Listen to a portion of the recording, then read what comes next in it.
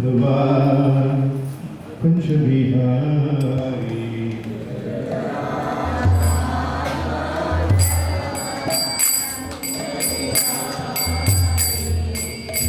राधा माधवा कुंज बिहारी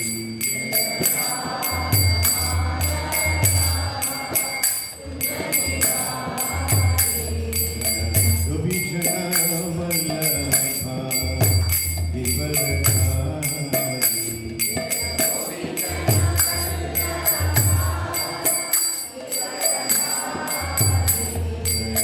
गोपीचना वल्लभा विवरधारी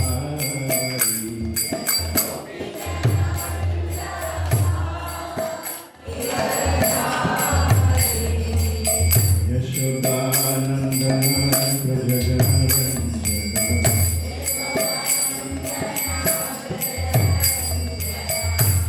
यशोदानन्दन प्रजगणरञ्जन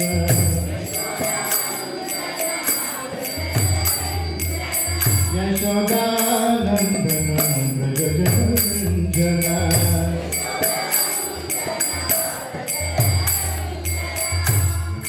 तीरा वनचारी यमुना तीरा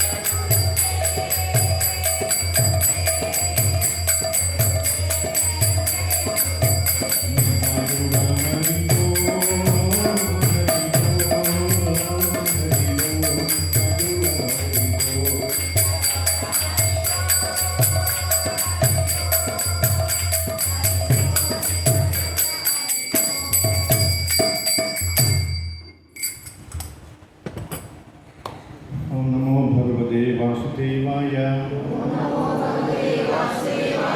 ഓം നമോ ഭഗവതേ വാസുദേവായ. ഓം നമോ ഭഗവതേ വാസുദേവായ. ഹരി ഓം. ഹരേ കൃഷ്ണ. മറ്റൊരു ഭഗവത്ഗീത സത്സംഗത്തിലേക്ക് എല്ലാവർക്കും സുസ്വാഗതം.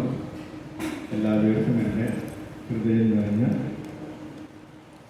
നമസ്കാരം.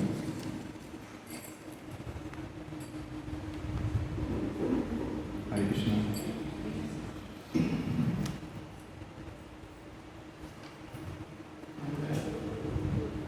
ബർത്ത്ഡേ ട്വിൻസിനെ കണ്ടില്ലല്ലോ. അതൊരു ബർത്ത്ഡേ ഉണ്ടല്ലേ? ഓ, അങ്ങനെയാണ്.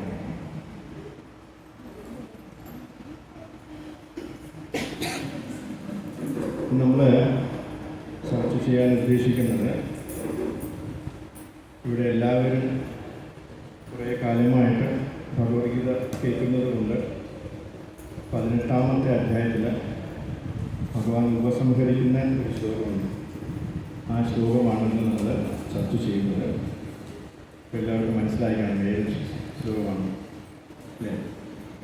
18-ാം അധ്യായം സന്യാസത്തിൻ്റെ പരിപൂർണത, 66-ാമത്തെ ശ്ലോകം. സർവധർമാൻ പരിത്യജ്യ മാമേകം ശരണം വ്രജ അഹം ത്വാം സർവപാപേഭ്യോ മോക്ഷയിഷ്യാമി മാ ശുചഃ. സർവധർമാൻ പരിത്യജ്യ മാമേകം ശരണം വ്രജ സർവപാപേഭ്യോ മോക്ഷയിഷ്യാമി മാ ശുചഃ സർവധർമാൻ പരിത്യജ്യ മാമേകം ശരണം വ്രജ അഹം ത്വം സർവപാപേഭ്യോ മോക്ഷയിഷ്യാമി മാ ശുചഃ.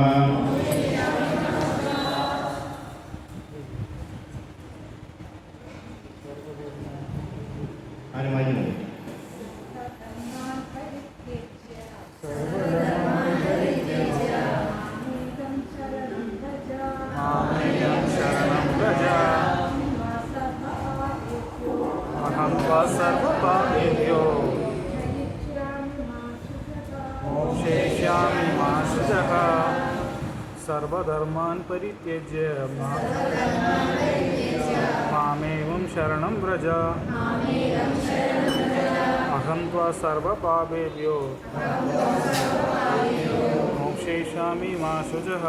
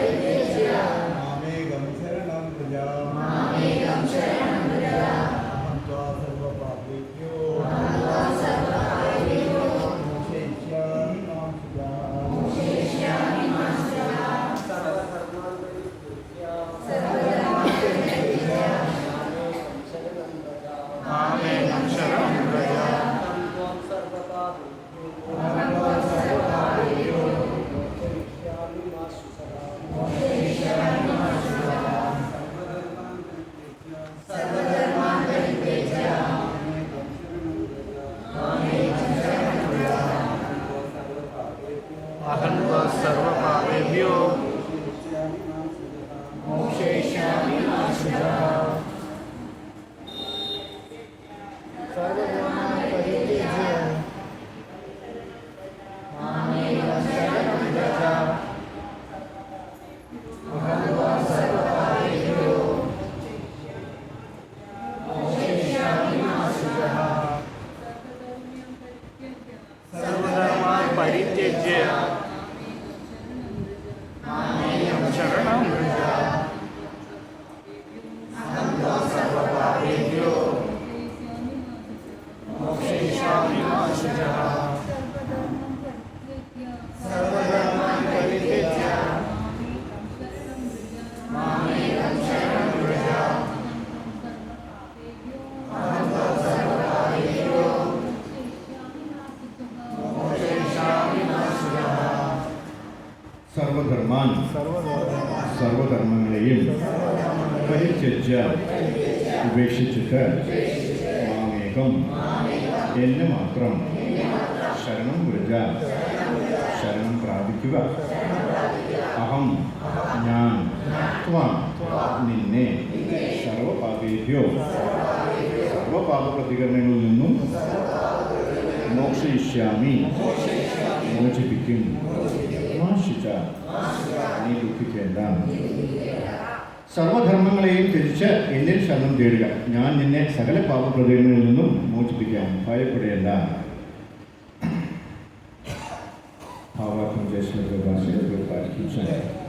പരബ്രഹ്മത്തെക്കുറിച്ചുള്ള ജ്ഞാനം, പരമാത്മജ്ഞാനം, സാമൂഹികമായ വർണ്ണാശ്രമ വിഭാഗത്തെക്കുറിച്ചുള്ള ജ്ഞാനം, സന്യാസത്തെപ്പറ്റിയുള്ള ജ്ഞാനം, അനാസക്തിയെക്കുറിച്ചുള്ള ജ്ഞാനം, ഇന്ദ്രിയ നിയന്ത്രണം, മനോനിയന്ത്രണം, ധ്യാനം തുടങ്ങിയ ധർമ്മജ്ഞാനത്തിൻ്റെയും ധർമ്മചര്യയുടെയും വിവിധ ഇനങ്ങളെപ്പറ്റി ഭഗവാൻ വിവരിച്ചിട്ടുണ്ട്. അനേകം രീതികളിൽ പലതരം ധർമ്മങ്ങളെപ്പറ്റി ഭഗവാൻ വിവരിച്ചിട്ടുണ്ട്. ഇവിടെ ഗീതോപദേശത്തെ സംഗ്രഹിച്ചുകൊണ്ട് കൃഷ്ണൻ പറയുന്നു, താൻ ഉപദേശിച്ചിട്ടുള്ള പ്രക്രിയകളെല്ലാം ഉപേക്ഷിച്ച് അർജുനൻ തനിക്ക് ആത്മാർപ്പണം ചെയ്താൽ മതിയത്. ഈ ആത്മാർപ്പണം അർജുനനെ ഏതുവിധം പാപപ്രതികരണങ്ങളിൽ നിന്ന് മോചിപ്പിച്ച് രക്ഷിക്കുമെന്ന് കൃഷ്ണൻ നേരിട്ട് ഉറപ്പ് കൊടുക്കുന്നു. എല്ലാ പാപഫലങ്ങളിൽ നിന്നും മുക്തനായവനെ ശ്രീകൃഷ്ണ ഭഗവാനെ സേവിക്കാൻ കഴിയുമെന്ന് 8-ാം അധ്യായത്തിൽ പറഞ്ഞിട്ടുണ്ട്. അപ്പോൾ അങ്ങനെ പാപപ്രതികരണങ്ങളിൽ നിന്ന് മുക്തി നേടുന്നതിന് മുമ്പ് കൃഷ്ണൻ ആത്മാർപ്പണം ചെയ്യുന്ന പ്രക്രിയ സാധ്യമല്ല എന്നൊരാൾ കരുതിയേക്കാം. ഈ സംശയത്തിന് ഇവിടെ ഉത്തരം നൽകുന്നു. എല്ലാ പാപപ്രതികരണങ്ങളിൽ നിന്നും മോചനം ലഭിച്ചില്ലെങ്കിലും ഭഗവാന് സ്വാത്മാർപ്പണം ചെയ്യുന്നതോടെ ക്ഷണേന ഒരാൾ മുക്തനായിത്തീരും. അതിനുവേണ്ടി അമിത പ്രയത്നമൊന്നും വേണ്ടി വരില്ല. സർവ്വജീവജാലങ്ങളുടെയും സംരക്ഷകനാണ് കൃഷ്ണൻ എന്ന സത്യം നിസ്സങ്കോചം ഉൾക്കൊള്ളുകയേ വേണ്ടി. വിശ്വാസത്തോടും പ്രേമത്തോടും കൂടി അദ്ദേഹത്തിന് സ്വയം സമർപ്പിക്കണം. ഈ കൃഷ്ണാർപ്പണ വിധിയെപ്പറ്റി ഹരിഭക്തി വിലാസത്തിൽ പറയുന്നു.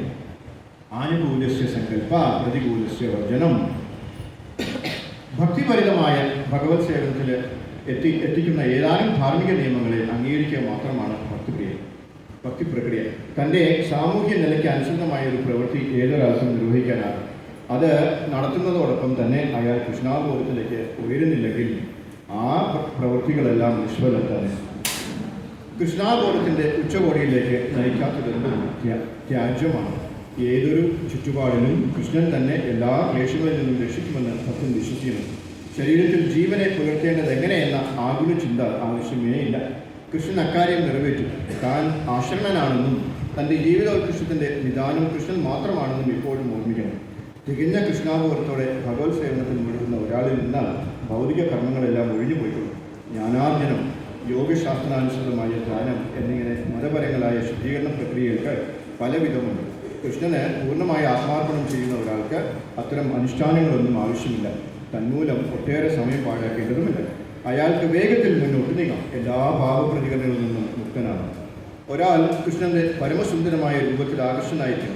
ഏവരെയും ആകർഷിക്കുന്നത് കൊണ്ടാണ് കൃഷ്ണൻ എന്ന പേര് വന്നത്. സുന്ദരവും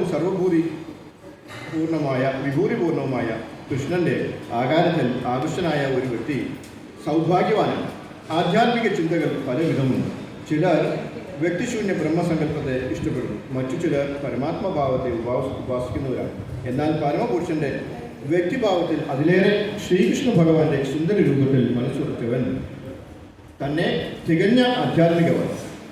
പൂർണ്ണ ബോധത്തോടെ കൃഷ്ണൻ ചെയ്യപ്പെടുന്ന സേവനം തന്നെ ജ്ഞാനത്തിൻ്റെ അതിഗോപ്യമായ അംശം. ഇതാണ് ഭഗവത്ഗീതയുടെ കാലം. കർമ്മയോഗികൾ, ഭൗതിക തത്വചിന്തകർ, ജ്ഞാനയോഗികൾ, ഭക്തന്മാർ ഇവയെല്ലാം ആധ്യാത്മിക ചിന്തകൾ എന്ന് വിളിച്ചു വരുന്നു. എന്നാൽ ഇവരിൽ വെച്ച് ശ്രേഷ്ഠനാണ് ഒരു ശുദ്ധഭക്തൻ. മാഷുജ എന്ന പദപ്രയോഗം ഇവിടെ ശ്രദ്ധേയമാണ്. ഭയപ്പെടേണ്ട, ശങ്കിക്കേണ്ട, വിഷാദിക്കേണ്ട എന്നെല്ലാം സൂചിപ്പിക്കുന്നു ഈ വാക്കുകൾ. എല്ലാ അനുഷ്ഠാനങ്ങളെയും ത്യജിച്ച് സ്വയം കൃഷ്ണൻ സമർപ്പിക്കുന്നത് എങ്ങനെയാണ് എന്ന് വ്യാകുലപ്പെടുന്നവരുണ്ടാവാം. വെറുതെയാണ് ആ മനസ്താപം. ഓം അജ്ഞാനത്തിൻ്റെ ചക്ഷുരിന്മേലും ഓം വിഷ്ണുപദായ കൃഷ്ണപ്രസ്ഥായ ശ്രീമതി ഭക്തിവേദാന്ത സ്വാമി നമസ്തേ സരസ്വതി ദേവി निर्विशेष शून्यवादी पाश्चात्य देश जय श्री कृष्ण चैतन्य प्रभु नित्यानंद श्री अद्वैत गदाधर शिव सद्गुरु भक्तवृंद हरे कृष्णा कृष्णा कृष्णा हरे हरे हरे राम राम राम हरे हरे. ഹരേ കൃഷ്ണ. നമ്മളെല്ലാവരും തന്നെ ഒരുപാട് പ്രാവശ്യം ഈ ശ്ലോകം കേട്ടിട്ടുണ്ടാവും അല്ലേ? ഒരുപാട് പ്രാവശ്യം നമ്മൾ ചർച്ച ചെയ്തിട്ടുണ്ടാവും. എത്ര ചർച്ച ചെയ്താലും മതിയാവാത്തൊരു ശ്ലോകമാണ് ഇത്. കാരണം ഈ ഭാവാർത്ഥം തന്നെ കണ്ടില്ലേ, പ്രഭുപാദർക്ക് അത് എഴുതിയിട്ട് മതിയാവുന്നില്ല, അത്രയ്ക്ക് എഴുതിക്കൊണ്ടിരിക്കും അല്ലേ? ഇനി പേജ് ഉണ്ടായിരുന്നെങ്കിൽ അതൊക്കെ ഇനി എഴുതിയിട്ടുണ്ട്. കാരണം അത്രയ്ക്കും പറയാനുണ്ട് ഈ ശ്ലോകത്തിൽ. കാരണം ഭഗവത്ഗീതയുടെ ഒരു ചുരുക്കമാണ് അല്ലേ? ഭഗവത്ഗീത ഇത്രയും പഠിച്ചിട്ട് നമ്മൾ മനസ്സിലാക്കേണ്ട ഒരു കാര്യമാണ്. ആ കാര്യത്തിലേക്കാണ് ഇന്ന് നമ്മുടെ ശ്ലോകം കൊണ്ടെത്തിക്കുന്നത്. ഹരേ കൃഷ്ണ. അപ്പോൾ സർവ്വധർമ്മങ്ങളെയും ത്യജിച്ച് എന്നിൽ ശരണം നേടുക, ഞാൻ നിന്നെ സകല പാപപ്രതികരണങ്ങളിൽ നിന്നും മോചിപ്പിക്കാൻ ഭയപ്പെടേണ്ട അല്ലേ? നമ്മൾ എത്രയൊക്കെ ശ്രമിച്ചു കഴിഞ്ഞാലും അവിടെ അങ്ങോട്ട് എത്തുന്നില്ല അല്ലേ? എത്തിയത് എത്ര പേരുണ്ട്? സർവവും ഭഗവാനാണ് അല്ലേ? ഭഗവാൻ അല്ലാതെ മറ്റൊന്നുമില്ല എന്ന് എത്തിയത് എത്ര പേരുണ്ട്? ആരും ഉണ്ടാവില്ല. അറിഞ്ഞ് റെഡി ആയവരായിരിക്കും. ഞങ്ങൾ അറിഞ്ഞില്ല കേട്ടോ. ശരി, നമുക്കങ്ങനെ തോന്നുക. നമ്മൾ ഒരു അവസരം വരുമ്പോഴേ അല്ലെങ്കിൽ ഒരു സിറ്റുവേഷൻ വരുമ്പോഴേ അറിയാവുള്ളൂ നമ്മൾ എന്തുമാത്രം അവിടെ എത്തി അല്ലേ? ഒരാൾ ഭക്തനാണെന്ന് എങ്ങനെ അറിയാൻ പറ്റും? തട്ടി വീഴുമ്പോൾ അല്ലേ? നമ്മൾ എവിടെയെങ്കിലും ഒരു കല്ല് തട്ടി വീണ് കഴിഞ്ഞാൽ നമ്മൾ എന്താ വിളിക്കുന്നതെന്ന് ആദ്യം നമ്മുടെ എന്താണ് ഈ നമ്മുടെ ഹൃദയത്തിൽ നിന്ന് വരുന്ന വാക്ക് എന്താണെന്ന് അറിഞ്ഞു കഴിഞ്ഞാൽ നമ്മൾ ഭക്തിയിൽ എവിടെ വരെ എത്തിയെന്ന് അറിയാൻ പറ്റും അല്ലേ? നമ്മൾ സാധാരണ എന്ത് പറയും? വെറുതെ വഴിയെ പോകുന്നവരെയൊക്കെ വിളിച്ചു വരും അല്ലേ? കാലിൻ്റെ ഭാര്യയാണ് വിളിക്കുന്നത്. അവർ വന്നാൽ വെറുതെ പോവോ, വെറും കൈകൾ പോവോ, ആരെങ്കിലും കൂടെ കൊണ്ടേ പോകും അല്ലേ? വെറുതെ വഴിയെ നടന്നത് അവരെയാണ് നമ്മൾ എപ്പോഴും വിളിക്കുക. അങ്ങനെ വിളിച്ചു കഴിഞ്ഞാൽ നമ്മുടെ ഉള്ളിൽ ഭക്തി എത്തിയിട്ടില്ല, നമ്മൾ വിചാരിക്കുന്ന ഭക്തി എത്തിയിട്ടില്ല എന്നാണ് അല്ലേ? നേരെ മറിച്ച് നമ്മൾ ആ സമയത്ത് കൃഷ്ണ എന്നാണ് നമ്മൾ വിളിച്ചതെങ്കിൽ തീർച്ചയായിട്ടും നമുക്ക് സ്വയം മനസ്സിലാക്കാൻ പറ്റും, ആ ഞാനൊരു ഭക്തനാണ്, ഒരു ചെറിയൊരു ഒന്നൊന്നൊരു ഭക്തി ആയിട്ടുണ്ട് എന്ന് നമുക്കറിയാൻ പറ്റുന്ന ഒരു എക്സ്പെരിമെൻ്റാണ് അല്ലേ? മനഃപൂർവ്വം ഒരു കല്ലിൽ തട്ടിയിട്ട് ആ കൃഷ്ണ എന്ന് വിളിച്ചാൽ പോലെ അല്ലേ? നമ്മൾ എന്ത് ചെയ്യണം? അറിയാതെ വീഴണം. ആരും പോയി വീണിട്ട് പറയല്ലേ ഈ പ്രഭു പറഞ്ഞുകൊണ്ടാണ് വീഴുന്നത്. ഇപ്പോഴത്തെ ഒരാഴ്ചത്തേക്ക് ഇവിടെ ആരും വീഴരുത്, അത് കഴിഞ്ഞിട്ട് വേണമെങ്കിൽ വീഴുന്നത്. അപ്പോൾ അങ്ങനെ ആ ഒരു അവസരത്തിൽ മാത്രമേ നമുക്ക് സ്വയം വിശകലനം ചെയ്യാൻ പറ്റുള്ളൂ നമ്മൾ ഭക്തിയിൽ എവിടെ എത്തിയത്. നമ്മൾ അഭിനയ ഭക്തന്മാർ, അതായത് അഭിനയിക്കാൻ നമ്മളെല്ലാവരും വളരെ മിടുക്കരാണ് അല്ലേ? എല്ലാവരുടെ മുമ്പിൽ നമ്മൾ അടിച്ച് തമർത്തുകളെ അല്ലേ? അങ്ങനെ അഭിനയിച്ച് തമർത്തുകളെ അല്ലേ? നമ്മളെ കണ്ടു കഴിഞ്ഞാൽ ഇയാൾ എന്തോ ഒരു ഭക്തനാണ് എന്ന് മറ്റുള്ളവരെ കൊണ്ട് പറയിപ്പിക്കാൻ നമ്മളെ കൊണ്ട് കഴിയും. പക്ഷേ ഉള്ളിലിരിക്കുന്ന ഭാവഗ്രാഹി ജനാർദ്ദനെ അറിയാം, കേട്ടാണ് നിന്നെ എനിക്ക് നന്നായിട്ട് അറിയാം അല്ലേ? ഭഗവാൻ ഉള്ളിലിരുന്ന് പറയുന്നുണ്ടാവും. ഭഗവാൻ ചിരിക്കും ഉള്ളിലിരുന്ന്. നമ്മൾ ചിലപ്പോൾ കൃഷ്ണപല്ലാൻ ടെമ്പിളിൽ വന്നപ്പോൾ ഭഗവാൻ ചിരിക്കുന്ന കണ്ടിട്ടില്ലേ? ഇതാണ് കണ്ടിട്ടാണ് ചിരിക്കുന്നത്. ഓ നിന്റെ അഭിനയം എന്തോ അഭിനയമായത് അല്ലേ? മറ്റുള്ളവർ മുമ്പിൽ വരുമ്പോൾ നീ ഭയങ്കര ഭക്തനാണ്, അല്ലാത്തപ്പോൾ നീ എന്നെക്കുറിച്ച് ഓർക്കത്തേ ഇല്ല എന്ന് ഭഗവാൻ അറിയാം. വേറെ ആരെ പഠിച്ചാൽ നമുക്ക് ഭഗവാനെ പഠിക്കാൻ പറ്റുമോ? ഇല്ല. അതാണ് ഭഗവാൻ. അപ്പോൾ അതാണ് ഇവിടെ പറയുന്നത്. അപ്പോൾ നമ്മൾ ഇപ്പോൾ ഫോർ എക്സാമ്പിൾ നമ്മുടെ ദ്രൗപദി, രാവിലത്തെ ക്ലാസ്സിൽ പറഞ്ഞു, ദ്രൗപദി എന്താണ്? ഭയങ്കര ഭക്തനല്ലേ അവർ അല്ലേ? ദ്രൗപദിയെ കുറിച്ച് അറിയാം. എന്താണെങ്കിലും ഭഗവാനെ കുറിച്ച് ഭഗവാനെ വിളിക്കുന്നവരാണ്. അവർക്ക് പോലും അങ്ങനെ ഒരു അവസരത്തിൽ കംപ്ലീറ്റ് സറണ്ടർ ചെയ്യാൻ പറ്റിയിട്ടുണ്ടോ അല്ലേ? അവർ കുറേ നേരം ഇവിടെ പിടിച്ചോണ്ടിരുന്നല്ലേ? പിന്നെന്താ പറയുക, മടുത്ത അല്ലേ? അല്ല ഇവിടെ മടിക്കുത്തി പിടിച്ചോണ്ടിരുന്നല്ലേ? ഈ വൃത്തിയായിട്ട് വലിച്ചോണ്ടിരിക്കുകയാണല്ലേ? ഇപ്പോൾ മുഴുവൻ താഴെ പോകുന്നു പറഞ്ഞുകൊണ്ടിരിക്കുകയാണല്ലേ? എന്നാലും ഞാൻ ഇറുക്കി പിടിച്ചിരിക്കുകയാണ്. ഈ ഭർത്താക്കന്മാരായ എന്നെ സഹായിക്കുന്നില്ല, ഞാൻ ഇറുക്കി പിടിച്ചേക്കാം അല്ലേ? ഇവൻ വലിക്കണം നോക്കണം. കുറേ കഴിഞ്ഞപ്പോൾ തളർന്ന് എനിക്ക് രക്ഷയില്ല എന്ന് പറഞ്ഞപ്പോഴാണ് അല്ലേ ഈ ഇപ്പോഴൊക്കെ വിളിക്കുന്നത് കൃഷ്ണ കൃഷ്ണ കൃഷ്ണ വാ വാ വാ എന്ന് വിളിക്കുന്നുണ്ട്. വന്നില്ല. തൊട്ടടുത്തിരുന്ന ലക്ഷ്മി ദേവി തട്ടിയിട്ട് പറഞ്ഞു, എടാ ഓ മനുഷ്യൻ നിങ്ങൾ ഇത്രയും കഠിന ഹൃദയരാണല്ലോ, ആ കുട്ടിയോട് വിളിക്കുന്നില്ലേ, പൊക്കോടെയൊന്നും അത് പോയി രക്ഷിക്കുന്ന പറഞ്ഞിട്ട് പോലും നീ സമാധാനം നിൽക്ക് കാണും നിൽക്ക് സമയമായിട്ടില്ല എന്ന് പറഞ്ഞു അല്ലേ? എന്നിട്ട് ഇതിനി വിട്ടാൽ ഇനി പിടിച്ചാൽ എന്നെ കൊണ്ട് പറ്റത്തില്ല എന്ന് തോന്നിയപ്പോഴാണ് രണ്ട് കൈയും പൊക്കിയിട്ട് ദ്രൗപദി കൃഷ്ണ എന്ന് വിളിച്ചത് അല്ലേ? അപ്പോൾ അദ്ദേഹം പിന്നെ അമാന്തിച്ചോ? ഇല്ല. ആ സെക്കൻഡിൽ പാർത്താസ് തന്നെ ഇട്ടു, പാർത്താസ് ടെക്സ്റ്റൈൽസ് അല്ലേ? അത് മുഴുവൻ അങ്ങോട്ട് ഇട്ട് കൊടുത്തു അല്ലേ? ഇനി ദുശാസനം എത്ര വലിച്ചാലും തീരാത്ര അത്ര അവിടെ സ്റ്റോക്ക് ഉണ്ട്, കിടക്കുന്നു അല്ലേ? ദുശാസനം തളർന്നത് അത് മുഴുവൻ വലിച്ചു. മനസ്സിലായില്ലേ? അപ്പോൾ അവർക്ക് പോലും, അപ്പോൾ സന്തത സഹചാരികളാണ്, എപ്പോൾ നോക്കിയാലും കാണുന്ന ആൾക്കാരാണ്. അവർക്ക് പോലും അത്രയും സറണ്ടറിങ് മെൻറ്റാലിറ്റി ഇല്ലെങ്കിൽ നമുക്കൊക്കെ എങ്ങനെയാണ് മെൻറ്റാലിറ്റി വരുന്നത് അല്ലേ? നമ്മൾ ഓണത്തിന് ചങ്ങനാതിക്കാണ് ഭഗവാനെ വിളിക്കുന്നത് അല്ലേ? വല്ലപ്പോഴും ഒക്കെയാണ് എന്തെങ്കിലുമൊക്കെ അത്യാവശ്യം വരണം. ഏത് കാര്യത്തിനാണ് നമ്മൾ അമ്പലത്തിൽ പോണത്? ജന്മദിനത്തിന് പോകും അല്ലേ? നമ്മൾ ജന്മദിനത്തിന് പോയിട്ട് അന്ന് ഭയങ്കര ഭക്തനായിരുന്നു. നമ്മൾ കുറിയൊക്കെ വീട്ടിൽ നിന്ന് വേണമെങ്കിൽ ഇട്ടുകൊണ്ട് വരും അല്ലേ? ഇട്ടുകൊണ്ട് വന്ന് എല്ലാവരെയും കാണിച്ച് നമ്മൾ ഭയങ്കര ഭക്തരായിരുന്നു. അത് കഴിഞ്ഞാൽ പിന്നെ കല്യാണം വരണം അല്ലേ? കല്യാണത്തിന് ഈ ഫോട്ടോഗ്രാഫർ എല്ലാവരും കൂടെയാണ് നമ്മൾ അമ്പലത്തിൽ പോകും. പിന്നെ ഒരു കാര്യത്തിനും കൂടെ പോകും. എന്തിനാണ്? ഒരു നിവൃത്തിയില്ലാതെ ഭയങ്കര വിഷമം വരുമ്പോൾ മാത്രമാണ് നമ്മൾ എവിടെ പോകുന്നത്? അമ്പലത്തിൽ പോകുന്നത്. ഓർക്കത്തില്ല അല്ലേ? ഹാപ്പി ഉള്ളപ്പോൾ കൃഷ്ണ ഓർക്കത്തില്ല എന്നാണ്. അതാണ് അല്ലേ? അപ്പോൾ നമ്മൾ ഭഗവാനെ മറന്നു പോകും അല്ലേ? അപ്പോൾ ഈ മൂന്ന് കാര്യത്തിനാണ് നമ്മൾ ശരിക്കും ഭക്തരാകും. അന്ന് നമ്മൾ ഒരു ഒന്നൊന്നര ഭക്തനാണ്. പക്ഷേ അത് കഴിയുമ്പോൾ പിന്നെ തടയുക, പിന്നെ തിരിച്ച് വീണ്ടും ബാക്ക് ടു സീറോ. അതാണ് നമ്മുടെ ഭക്തി. ഒരാൾ എല്ലായ്പ്പോഴും ഭഗവാനെ തന്നെ ചിന്തിച്ചുകൊണ്ടിരിക്കുകയാണെങ്കിൽ അയാളുടെ കർമ്മങ്ങൾ ചുമതല എന്ത് സംഭവിക്കുമെന്നാണ് ഇവിടെ അർജുനൻ ചോദിക്കുന്നത്. എല്ലാ ഡ്യൂട്ടീസും എല്ലാ ചുമതലകളും സർവ്വധർമ്മങ്ങളെയും ഉപേക്ഷിക്കുക. നമ്മുടെ ഒരേ ഒരു ഡ്യൂട്ടി എന്ന് പറയുന്നത് ഭഗവാനിൽ പൂർണ്ണ ശരണാഗതി പ്രാപിക്കുക എന്നതാണ്. അങ്ങനെ ഭൗതിക പ്രചരണങ്ങൾ നമ്മെ തെല്ലും സ്പർശിക്കില്ല. അതുകൊണ്ട് ഭയപ്പെടേണ്ട, ശങ്കിക്കേണ്ട, വിഷാദിക്കേണ്ട. Do not fear, do not hesitate, do not worry, മാഷിച്ച എന്നാണ് ഇവിടെ ഭഗവാൻ നമുക്ക് ഉറപ്പ് തരുന്നത്. എന്താണ് ഈ മാഷിച്ച എന്ന പദപ്രയോഗം? വളരെ ശ്രദ്ധേയമാണ്. എന്താണ് മാഷിത എന്ന് പറഞ്ഞാൽ നമ്മൾ ഭയപ്പെടേണ്ട ആവശ്യമില്ല. നമുക്ക് എപ്പോഴും ഭയമാണ്. നാളെ എന്താ സംഭവിക്കുക, ഇത് കിട്ടിയില്ലെങ്കിൽ ഞാൻ എന്ത് ചെയ്യും, അല്ലേ?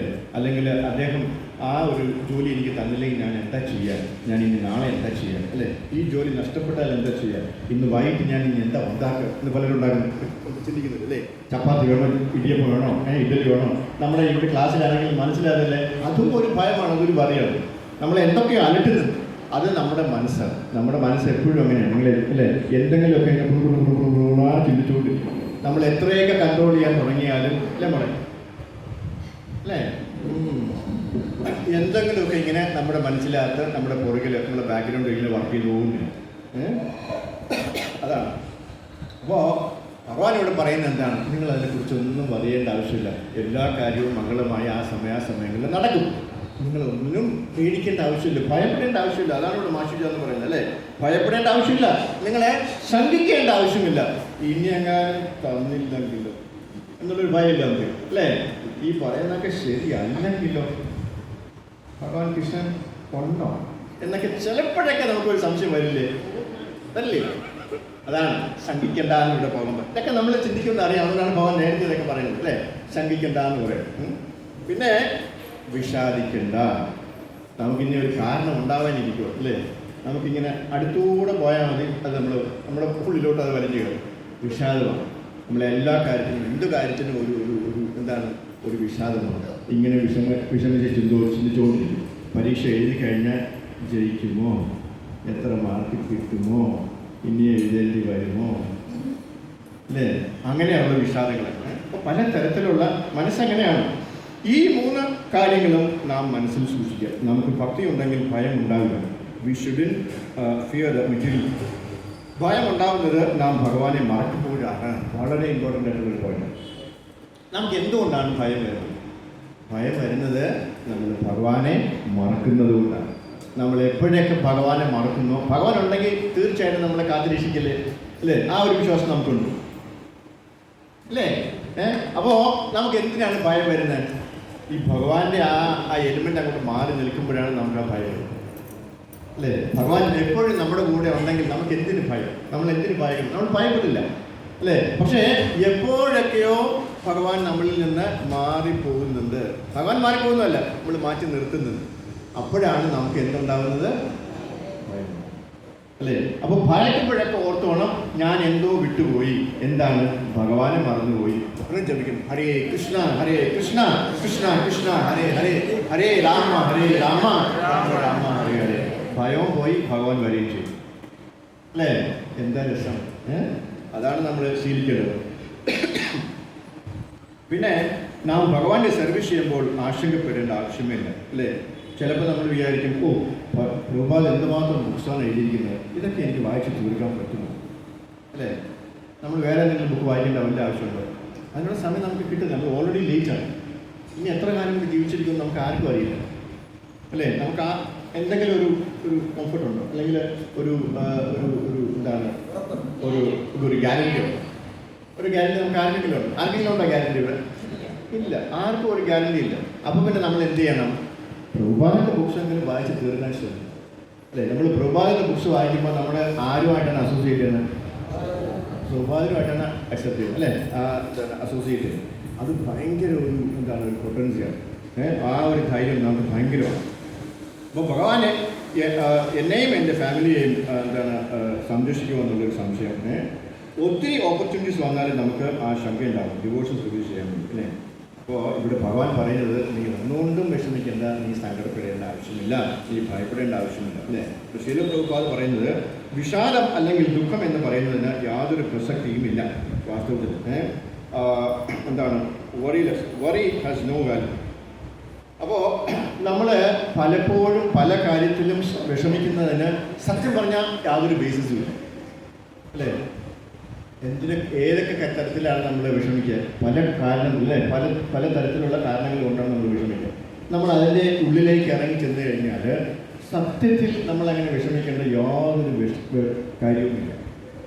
ഫോർ എക്സാമ്പിൾ, മാതാജിക്ക് എന്താണ് വിഷമം? ഒരു വിഷമമില്ല.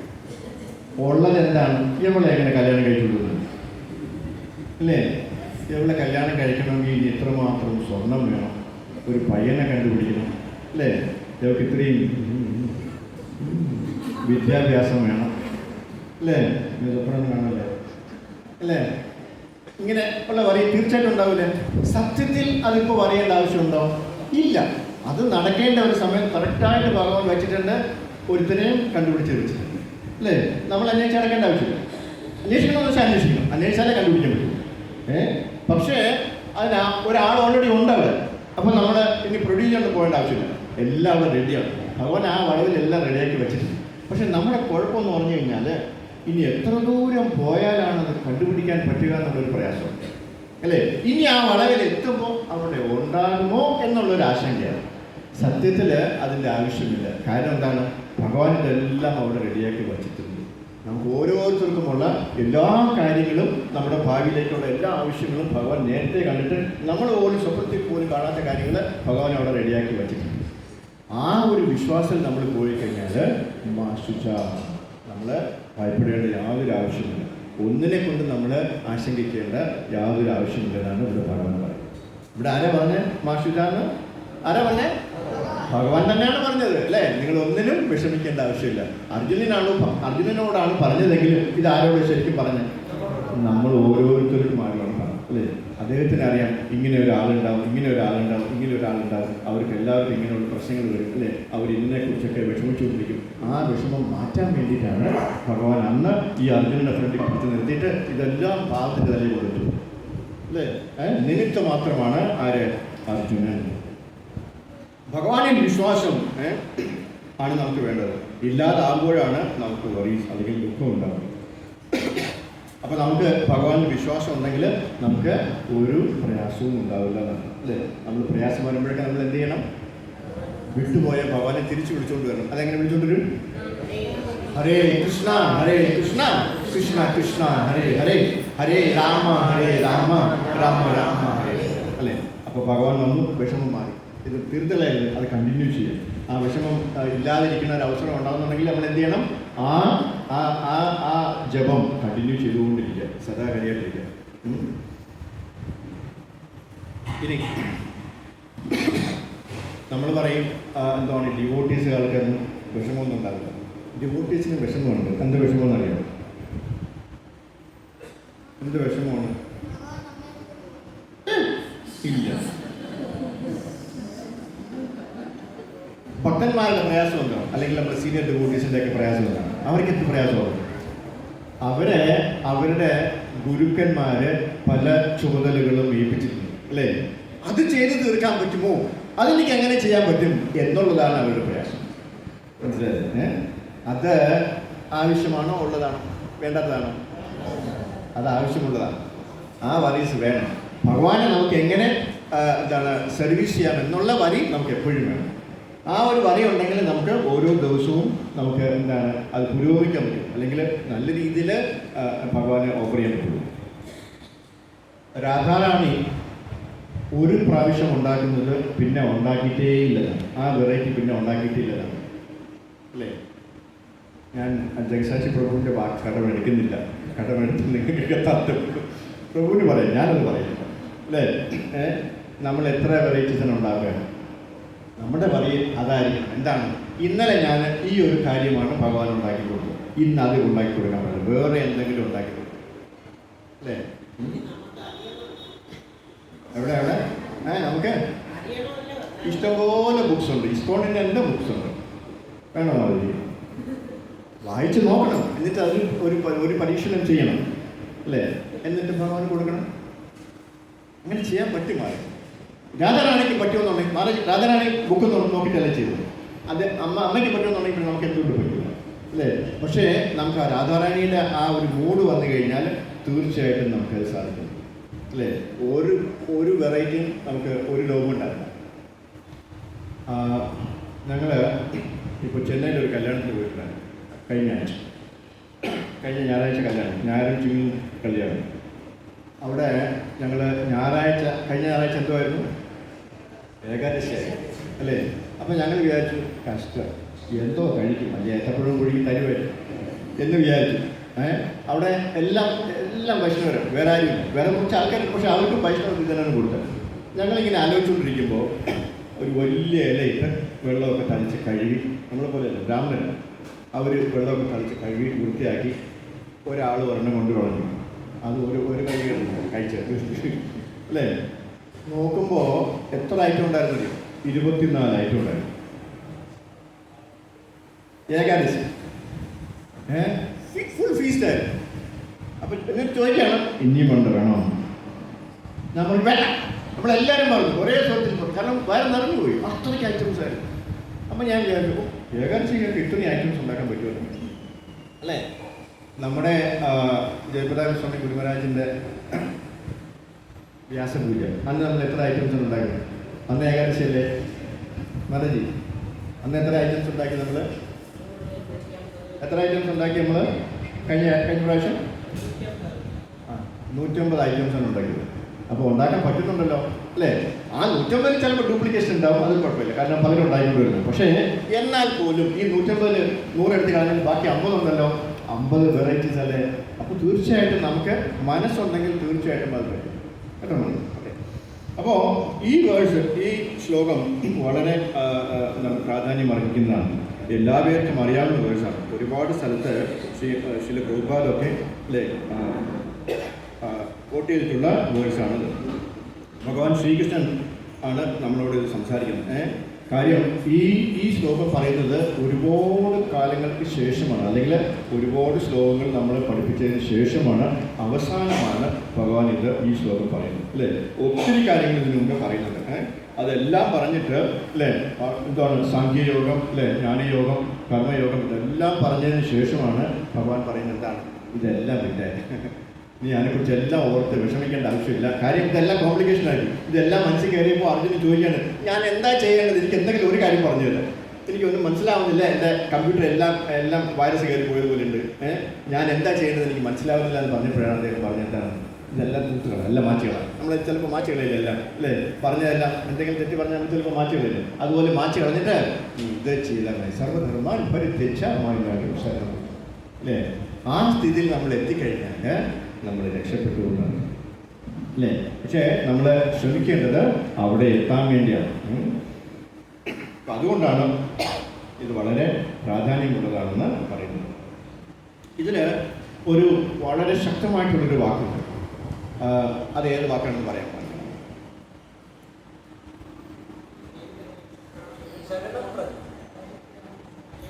അതിന് മുമ്പേ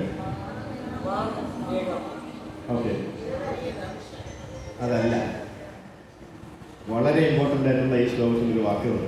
എന്താണെന്നറിയാം? പരിത്യജ്യ. നമുക്ക് കഴിയാത്തതാണ് അല്ലേ? സറണ്ടർ ചെയ്യാൻ നമുക്ക് പറ്റും, പക്ഷേ നമുക്കുള്ളതെല്ലാം പരിത്യജിച്ചിട്ട് സറണ്ടർ ചെയ്യാനായിട്ട് നമ്മൾ ഭാര്യയെ വിടാൻ പറ്റുമോ? നമ്മൾ ഭർത്താവിനെ വിടാൻ പറ്റുമോ? നമ്മുടെ അച്ഛനെ വിടാൻ പറ്റുമോ? അമ്മയെ വിടാൻ പറ്റുമോ? കുഞ്ഞുങ്ങളെ വിടാൻ പറ്റുമോ? കൊച്ചുമക്കളെ വിടാൻ പറ്റുമോ? എൻ്റെ കൊട്ടാരം കുറച്ച് വീട് വിടാൻ പറ്റുമോ? ഇല്ലേ? ഞാൻ ഇത്രയും കഷ്ടപ്പെട്ടുണ്ടാക്കി 2 ഏക്കർ 3 ഏക്കർ എടുക്കണം, അത് വിട്ടിട്ട് പോകാൻ പറ്റുമോ? ഇല്ലേ? ഇതെല്ലാം അതാണ് പരിത്യജ. അതായത് നമ്മുടെ ഭരത് മഹാരാജിനെ അറിയാമോ അല്ലേ? അദ്ദേഹം ഈ ലോകം മുഴുവൻ ഭരിച്ചിരുന്ന മഹാരാജാവാണ് അല്ലേ? മഹർഷി ഈ ഋഷിക്ക് തുല്യമായിട്ടുള്ള ആൾക്കാരാണ്. അദ്ദേഹം ഈ ലോകം മുഴുവൻ ഭരിച്ചിരുന്ന അദ്ദേഹം, അതായത് അതുകൊണ്ടാണ് നമ്മൾ പറയുന്നത് എന്താണ്, ഇന്ത്യയാണ് ഈ ലോകം മുഴുവൻ ഭരിച്ചിരുന്നത്, ഭരതരാജാവാണ് ഭരിച്ചിരുന്നത്, അറിയാമല്ലോ അല്ലേ? അദ്ദേഹത്തിൻ്റെയാണ് ഈ സ്വത്ത് മുഴുവൻ, ഇന്ത്യ ഈ ലോകം മുഴുവൻ അദ്ദേഹത്തിൻ്റെ. ഭഗവാൻ കഴിഞ്ഞ അടുത്ത് പിന്നെ അദ്ദേഹം വന്നിട്ടാണ്, അദ്ദേഹത്തിൻ്റെ അധീനല്ലേ. അദ്ദേഹം ഇതെല്ലാം ഉപേക്ഷിച്ചിട്ട് ഒരു ദിവസം അദ്ദേഹം കാട്ടിലേക്ക് പോയി. അതെങ്ങനെയാണ് കാട്ടിലേക്ക് പോയെന്ന് അറിയാം? എങ്ങനെയാണ് ഉദ്ദേശിച്ചത്? ലോകം ശാസ്ത്രങ്ങൾ പറയുന്നത് വെച്ചാൽ നമ്മൾ അതെങ്ങനെയാണെന്നാണ് ഞാൻ പറഞ്ഞു വരുന്നത് അല്ലേ? അത് ഭയങ്കരമായിട്ടുള്ള ഒരു ഉദാഹരണമാണ് ആചാര്യൻ അതിൽ പറയുന്നത്. ഞാൻ അതുപോലെ പറഞ്ഞു ഇച്ചിരി ചെയ്യാൻ എന്നാലും കുഴപ്പമില്ല പറഞ്ഞത്. അതായത് നമ്മൾ കക്കൂസിൽ പോയിട്ട് തിരിഞ്ഞ് നോക്കുമോ എന്താ പോയത്?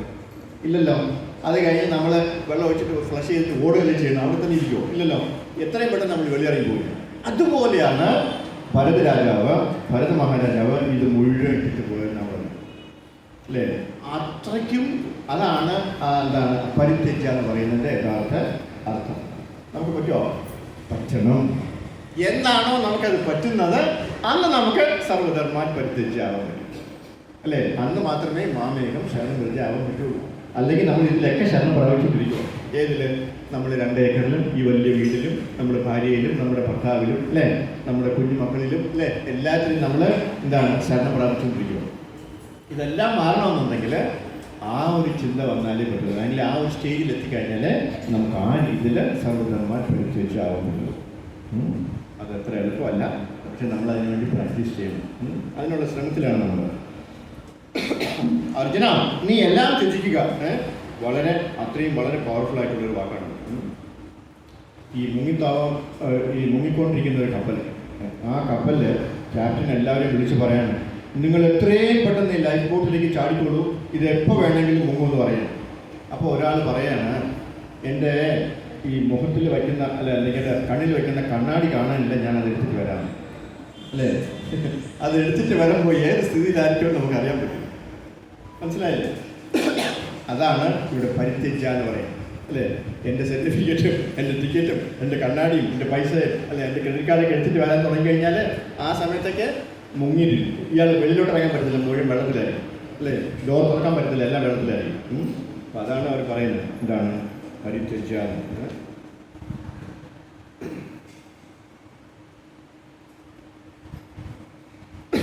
നമ്മൾ ഏത് സമയത്തും ഭഗവത് സേവനം ചെയ്യാൻ റെഡിയായിരിക്കും, അല്ലേ?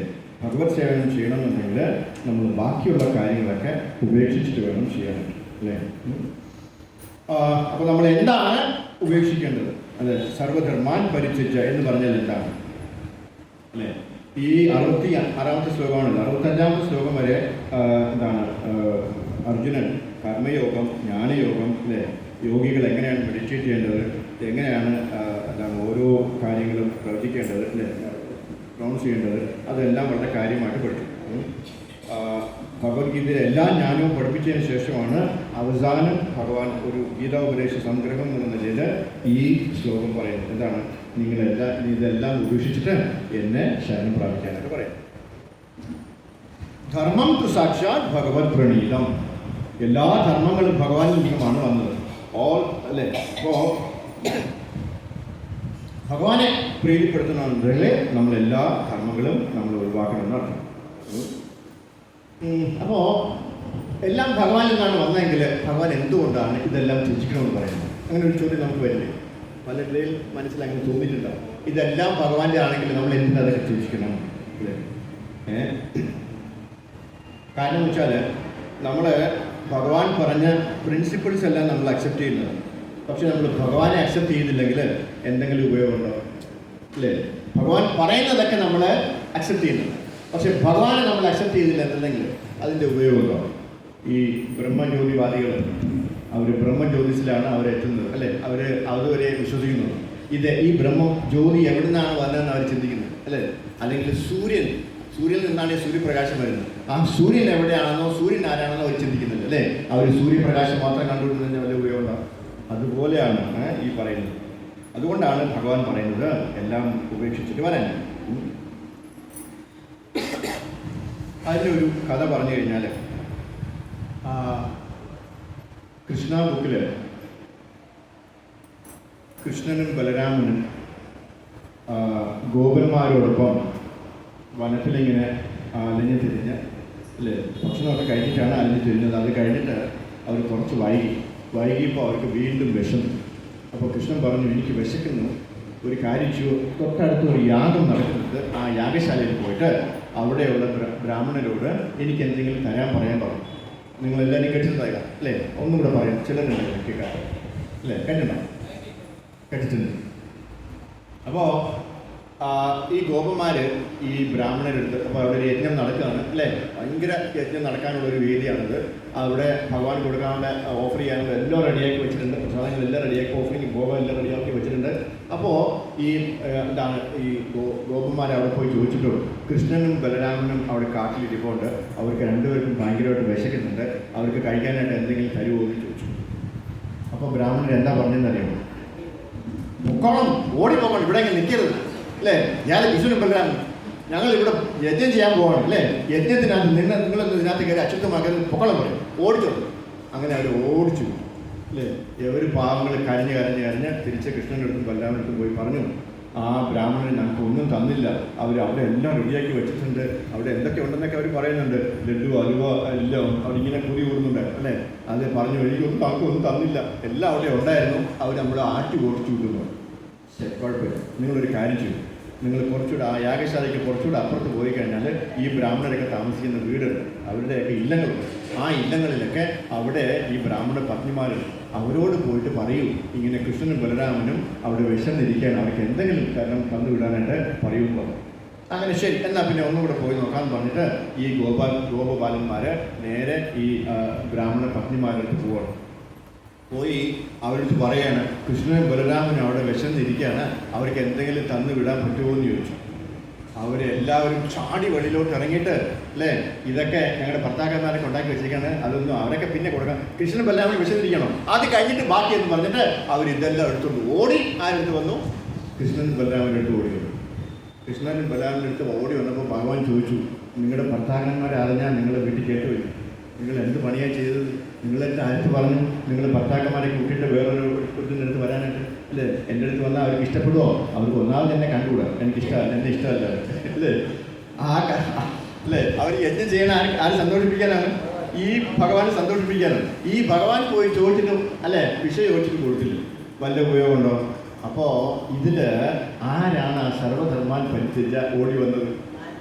ആ ഭാര്യമാരാണ് അല്ലേ. അവർക്ക് മോക്ഷം കിട്ടുമോ? ഈ ബ്രാഹ്മണർക്ക് കിട്ടുമോ മോക്ഷം? അല്ലേ, തീർച്ചയായിട്ടും. അതാണ്, ആ ഭാവമാണ് നമുക്ക് വേണ്ടത് അല്ലേ. എന്ത് വന്നാലും ഭഗവാന്റെ സന്തോഷം, അത് കഴിഞ്ഞിട്ടേ ഉള്ളൂ ബാക്കി എന്ന് പറയുന്നത് അല്ലേ. ഒരു ദിവസം ഭഗവാൻ നാരദ മുനിയോട് പറഞ്ഞു, എനിക്ക് നല്ല തലവേദനയുണ്ട്, അതിനൊരു മരുന്നേ ഉള്ളൂ, നീ ഒരു കാര്യം ചെയ്യും, നീ എൻ്റെ ഒരു ഭക്തനല്ലേ, ആ ഭക്തൻ്റെ കാലിൻ്റെ ചുവട്ടിലുള്ള കുറച്ച് മണ്ണെടുത്ത് എൻ്റെ തലയിൽ ഇട്ട് കഴിഞ്ഞാൽ എൻ്റെ തലവേദന മാറുമെന്ന്. എൻ്റെ തലയിൽ അല്ലെങ്കിൽ നെറ്റിലൊന്ന് തുടച്ചാൽ മതി എന്ന് പറഞ്ഞാൽ എൻ്റെ തലവേദന മാറുന്നു. അപ്പം നാരദ മുനി പറഞ്ഞു, അയ്യോ, ആ കൊടുമ്പാപം ഞാൻ ഒരിക്കലും ചെയ്യില്ല, ഞാൻ ഇനി നരകത്തിലേക്ക് പോയാലും കുഴപ്പമില്ല, എനിക്കത് വേണ്ട, ആ പാപം ഞാൻ ചെയ്യില്ലെന്ന്. എന്നെ നരകത്തിലേക്ക് പറഞ്ഞിട്ടാനുള്ള പ്ലാനാണല്ലേ, കൊള്ളാം അല്ലേ, എൻ്റെ അടുത്ത് ആ പരിപാടി വേണ്ടെന്ന് പറഞ്ഞു. പിന്നെ നീ ഞാൻ എനിക്ക് ഭയങ്കര തലവേദന, നീ എവിടെയെങ്കിലും എടുത്തുണ്ടോ? ശരി, ഞാൻ ഇപ്പോൾ കൊണ്ടുവരാമെന്ന് പറഞ്ഞിട്ട് നേരെ ശിവഭഗവാൻ എടുത്തു അല്ലേ. ശിവഭഗവാൻ്റെ അടുത്ത് പോയിട്ട് ശിവഭഗവാൻ പറഞ്ഞു, അത് ചെയ്യുന്നത് ഒട്ടും ശരിയല്ല, അത് ധർമ്മത്തിന് ഉചിതമല്ല, അതുകൊണ്ട് അങ്ങ് വേറെ ആരോടെങ്കിലും ചോദിച്ചോളൂ അല്ലേ. വൈഷ്ണവാനം ശംഭുവാണ് അല്ലേ, ഏറ്റവും വലിയ ഭക്തനാണ് ആര്? പരമശിവൻ. അദ്ദേഹം അവിടുന്ന് നേരെ ബ്രഹ്മദേവൻ്റെ അടുത്ത് പോയി അല്ലേ. ബ്രഹ്മദേവൻ അയ്യോ, ഞാൻ ആ പാപം ഒരിക്കലും ചെയ്യില്ല അല്ലേ, എനിക്ക് ആ പാപം വരച്ചു വയ്ക്കാൻ പറഞ്ഞു. അങ്ങനെ അദ്ദേഹം ഇവിടെയുള്ള എല്ലാ പരമഭക്തന്മാരുടെ അടുത്തേക്ക് പോയിട്ട് യാചിച്ചു, കുറച്ച് മണ്ണ് ആ മണ്ണിനടിയിൽ, വേറെ ഒന്നും വേണ്ട, ആ മണ്ണിനടിയിൽ ആ കാലിനടിയിൽ കുറച്ച് മണ്ണ് തന്നാൽ മതി അല്ലേ. ഭഗവാൻ വേറെ ഒരു മരുന്ന് കിട്ടില്ല, ഈ മരുന്നേ കിട്ടുള്ളൂ എന്ന് പറഞ്ഞിട്ട് അവരെല്ലാവരും നാരദ മുനിയെ ആട്ടിച്ചു അല്ലേ. അവസാനം അദ്ദേഹം കറങ്ങി കറങ്ങി കറങ്ങി കറങ്ങി എവിടെ എത്തി? വൃന്ദാവനത്തിൽ അല്ലേ.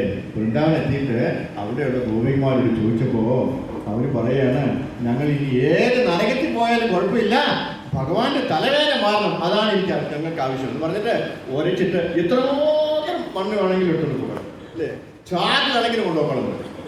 അതാണ് ആരുടെ ഭാവം? ഗോപിമാരുടെ ഭാവം അല്ലേ.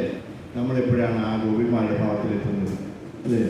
നമ്മളിങ്ങനെ നോക്കും, സറൗണ്ടിങ്സ് ഒക്കെ നോക്കും, കൊള്ളാമല്ലോ ഇല്ലേ അല്ലേ, ഇപ്പോൾ കൊടുക്കണോ, അതേ പിന്നെ കൊടുത്താൽ മതിയോ, ഇപ്പോൾ ഇത്രയും പോയാൽ കൊടുത്താൽ പോരെ, നാളെ കൊടുക്കാൻ ബാക്കി അല്ലേ എന്നൊക്കെ ചിന്തിക്കുന്നു. പക്ഷേ ഗോപികമാർക്ക് അങ്ങനെ ഒരു യാതൊരു റെസ്ട്രിക്ഷൻസ് ഇല്ല, ഒരു ലിമിറ്റേഷൻസ് ഇല്ല, എത്ര കൊടുത്താലും മതിയാവില്ല. ഹരേ കൃഷ്ണ.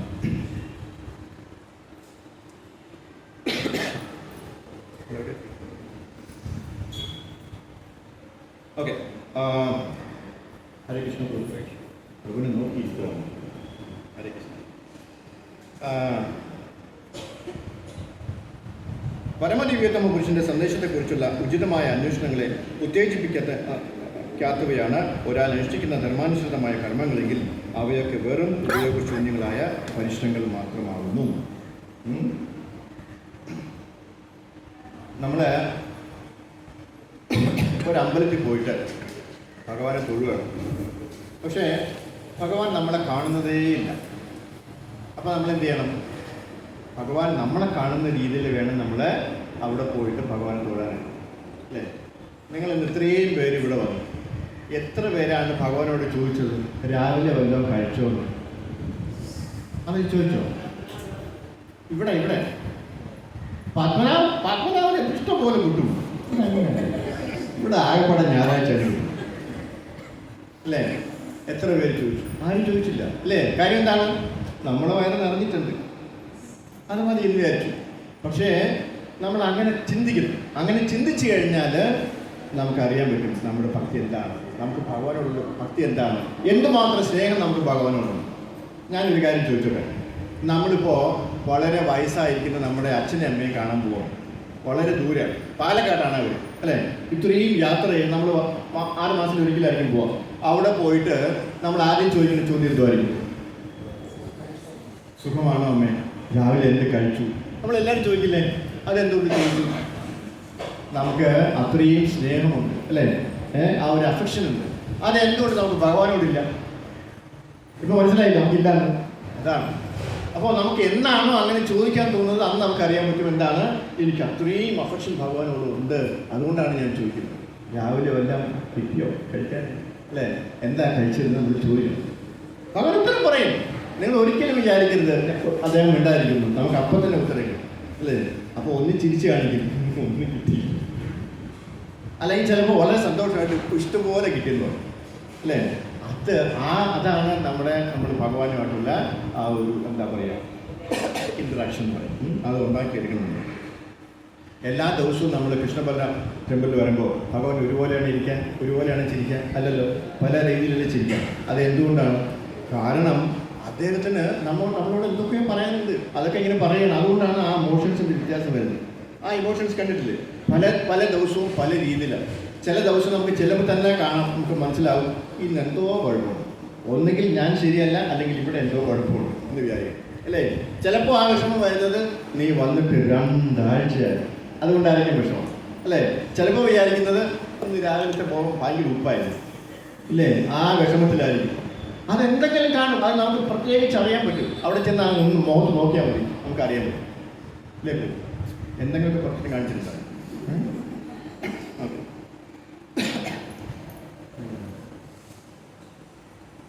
അപ്പോൾ നമ്മൾ അതിനുള്ള ഒരു ശ്രമം നമ്മൾ ചെയ്തില്ല എങ്കിൽ ഈ ചെയ്യുന്നതൊക്കെ ശ്രമയോഗി കേവലമായി പോകും. അപ്പോൾ നമ്മൾ കുറേ കാര്യങ്ങൾ ഇവിടെ നിന്ന് ചർച്ച ചെയ്യുന്നുണ്ട്. എന്ന് വിചാരിച്ച് ഭഗവാന്റെ കാര്യങ്ങളില്ലെങ്കിൽ എന്താണ് ഉപയോഗം, അല്ലേ? ആ ബ്രാഹ്മണരൊക്കെ യജ്ഞം ചെയ്തു, പക്ഷേ അവർ അവിടെ അഗ്നി പോയിക്കുന്നുണ്ടെങ്കിലും ആ അഗ്നിയുടെ ആവശ്യം എന്താണെന്നും അതിൻ്റെ കാരണം എന്താണെന്നും അവർക്ക് മനസ്സിലായില്ല, അല്ലേ? അവരത് മനസ്സിലാക്കിയിരുന്നെങ്കിൽ ഭഗവാന് വേണ്ടി ചെന്ന് ചോദിച്ചപ്പോൾ അവർ കൊടുക്കുന്നില്ലായിരുന്നു. തീർച്ചയായിട്ടും കൊടുക്കുമായിരുന്നു.